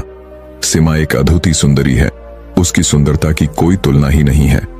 वह एक बहुत ही आकर्षक और सौम्य एक स्त्री है जो किसी का भी मन मोह ले। ये सारी बातें वहीं खड़ा एक जवान भिक्षु भी सुन रहा था। उस जवान भिक्षु के अंदर सिरिमा के प्रति आसक्ति पैदा होने लगी। उसने सोचा, जब वह इस भिक्षु की बातों में इतनी सुंदर लग रही है तो वह असल में कितनी सुंदर होगी। उसके मन में सीमा की सुंदरता की अलग अलग तस्वीरें भरने लगी। वह उस स्त्री के प्रेम में पड़ चुका था जिससे वह अभी तक मिला भी नहीं था। उसने पता लगाना शुरू कर दिया कि सीमा के घर भोजन के लिए कैसे जाया जा सकता है। बहुत प्रयास करने के बाद उसने एक भिक्षु से अगले ही दिन का निमंत्रण प्राप्त कर लिया, क्योंकि अब वह सीमा के लिए एक दिन का भी इंतजार नहीं कर सकता था। वह उस रात ठीक से सो भी नहीं सका, क्योंकि वह पूरी रात सीमा के बारे में ही सोचता रहा। लेकिन उसी दिन सीमा अचानक बहुत बीमार पड़ गई। वह अपनी सारे गहने और सजावट की बस्ते उतारकर बिस्तर पर सोने चली गई। इसलिए जब वह प्रेमी युवा भिक्षु सीमा के घर पहुंचा तो नौकरों ने उसका स्वागत किया और उसे भोजन परोसा। यह देखकर उस युवा भिक्षु को बहुत क्रोध आया और वह अंदर ही अंदर बहुत दुखी हुआ। जब सीमा को पता चला कि भिक्षु भोजन के लिए बैठ गए हैं तो उसने उनके प्रति अपना सम्मान जताना चाहा। उसने अपने नौकरों से कहा, भोजन कक्ष तक पहुंचने में मेरी मदद करो। नौकरों की मदद से दर्द में कराहती सीमा धीरे धीरे चलते हुए भोजन कक्ष में पहुंच गई। वह पसीने से लथपथ थी और उसका पूरा शरीर बुखार से कांप रहा था। वह हाथ जोड़कर घुटनों के बल भिक्षु के सामने जाकर बैठ गई। उसे देखकर उस युवा भिक्षु ने मन ही मन कहा, इतनी बीमार होने के बाद भी यह कितनी सुंदर और आकर्षक है। सोचो, अगर यह बीमार ना होती और सारा श्रृंगार करके आती तो कितनी सुंदर लगती। अपनी वासना के बसीभूत होकर उस बौद्ध भिक्षु ने बिना एक और खाए अपनी भिक्षा पात्र को बंद कर दिया। भोज समाप्त होने के बाद वह अपने भिक्षा पात्र को हाथ में लेकर झूमता हुआ आश्रम वापस आ जाता है। आश्रम पहुंचकर भी कोई भिक्षा पात्र को नहीं खोलता और उसे एक कोने पर रखकर अपने बिस्तर पर लेट जाता है। उसके दिमाग में पूरे समय सिर्फ सीमा का वह खूबसूरत चेहरा ही घूम रहा था जो उसने भोजन कक्ष में देखा था। वह उसके बारे में जितना सोचता वह उसके लिए उतनी ही सुंदर होती जा रही थी। उसके कुछ मित्र भिक्षुओं ने उसे भोजन कराने का प्रयास किया, लेकिन वह सभी असफल रही। भयानक बुखार की वजह से उसी रात सीमा की मृत्यु हो गई। जब मगध सम्राट भीमीसार को सीमा की मौत की खबर मिली तो उन्होंने बुद्ध को संदेश भेजा। यह तो तथागत आपके व्यक्तिगत चिकित्सक जीबाका की बहन सीमा अब इस दुनिया में नहीं रही। बुद्ध ने सम्राट भीमीसार को वापस संदेश भेजा। मृत शरीर को जलाया ना जाए, बल्कि उसे एक बड़े से मैदान में संभाल कर रखा जाए। चीन, कौवे और दूसरे जानवर शरीर को नुकसान न पहुंचा पाए, इसके लिए कुछ पहरेदार मृत शरीर के आसपास तैनात कर दिए जाएं। 3 दिनों में मृत शरीर सड़ चुका था। शरीर के फूलों की वजह से चमड़ी फट गई थी और उसमें से कीड़े निकलने लगे थे। आसपास का सारा वातावरण दुर्गंधमय हो गया था। बुद्ध के कहे अनुसार सम्राट भीमीसार ने पूरे नगर में यह घोषणा करवा दी कि कल सुबह राज्य गृह के सभी युवा पुरुषों को सीमा के शरीर का अंतिम दर्शन करने राज्य मैदान पर पहुंचना है, और जो भी व्यक्ति इस आदेश का पालन नहीं करेगा उस पर 8 सोने के सिक्कों का जुर्माना लगाया जाएगा। दूसरी तरफ उस युवा प्रेमी भिक्षु ने पिछले 4 दिनों से कुछ भी नहीं खाया था। उसके भिक्षा पात्र में रखा भोजन पूरी तरह से सड़ चुका था और उसमें से कीड़े निकल रहे थे। उस भिक्षु का एक मित्र उसके पास आया और बोला, मित्र, बुद्ध सीमा को देखने जा रहे हैं। सीमा शब्द की आवाज कान में पड़ते ही उस भिक्षु के अंदर अचानक से ऊर्जा लौट आई और वह तुरंत उठकर खड़ा हो गया।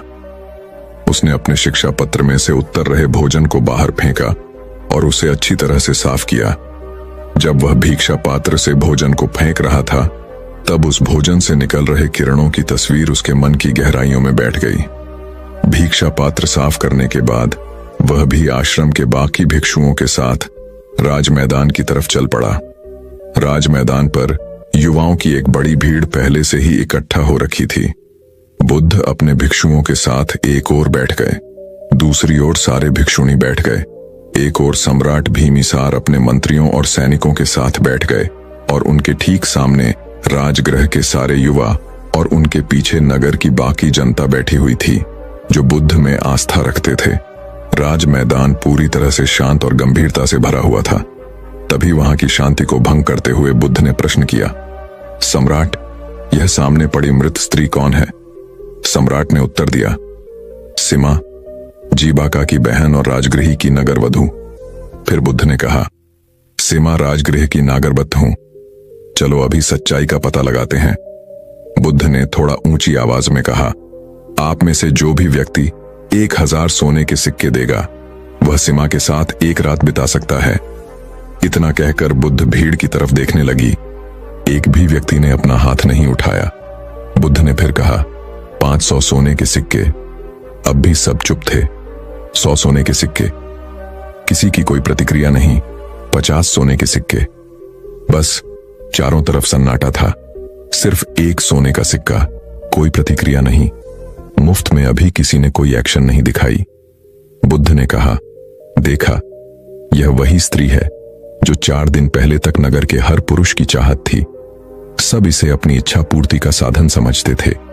इसके साथ एक रात बिताने के लिए हजारों सोने के सिक्के देने को तैयार रहते थे।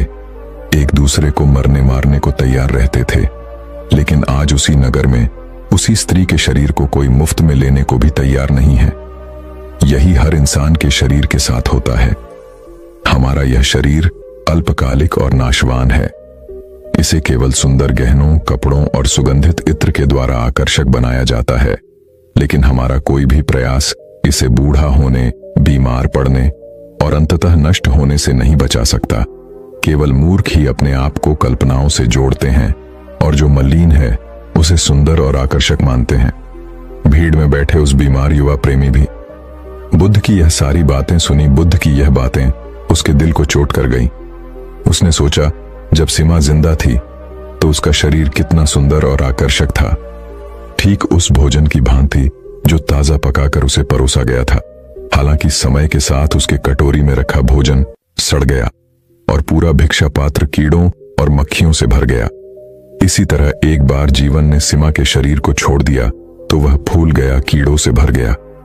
उसमें से तरल पदार्थ निकलने लगा और वह मक्खियां, वह दूसरे जीवों का आहार बन गया। अपने स्वयं के शरीर के बारे में विचार करने पर वह समझ गया कि वह अलग नहीं है। यहां तक कि इस दुनिया में कुछ भी उसके शरीर को बर्बाद होने से नहीं बचा सकता। इसलिए अपने शरीर और कल्पनाओं से लगाव रखना एक भ्रम मात्र है। इस नए ज्ञान के साथ वह हर अंत बन गया, यानी एक ऐसा मनुष्य जिसने अस्तित्व की यथार्थ प्रकृति का अंतर ज्ञान प्राप्त कर दिया हो और जिसे निर्माण की प्राप्ति हो चुकी होगी। दोस्तों, मैं उम्मीद करता हूं कि यह कहानी सुनने से आपके जीवन में अच्छे बदलाव आए होंगे। आपको इस वीडियो से क्या सीखने मिला ये कमेंट करके जरूर बताइए और अपने परिवार, दोस्तों या आपके करीबी इंसान के साथ ये कहानी शेयर करके उन्हें भी इस ज्ञान से परिचित करवाएं। बाकी अगर आपको यह वीडियो दिल से अच्छी लगी हो तभी इस वीडियो को लाइक कर देना और आपने अब तक इस चैनल को सब्सक्राइब ना किया हो तो चैनल को सब्सक्राइब भी जरूर कर देना। आपका हर दिन शुभ हो और खुशियों से आपका जीवन भरा रहे। धन्यवाद।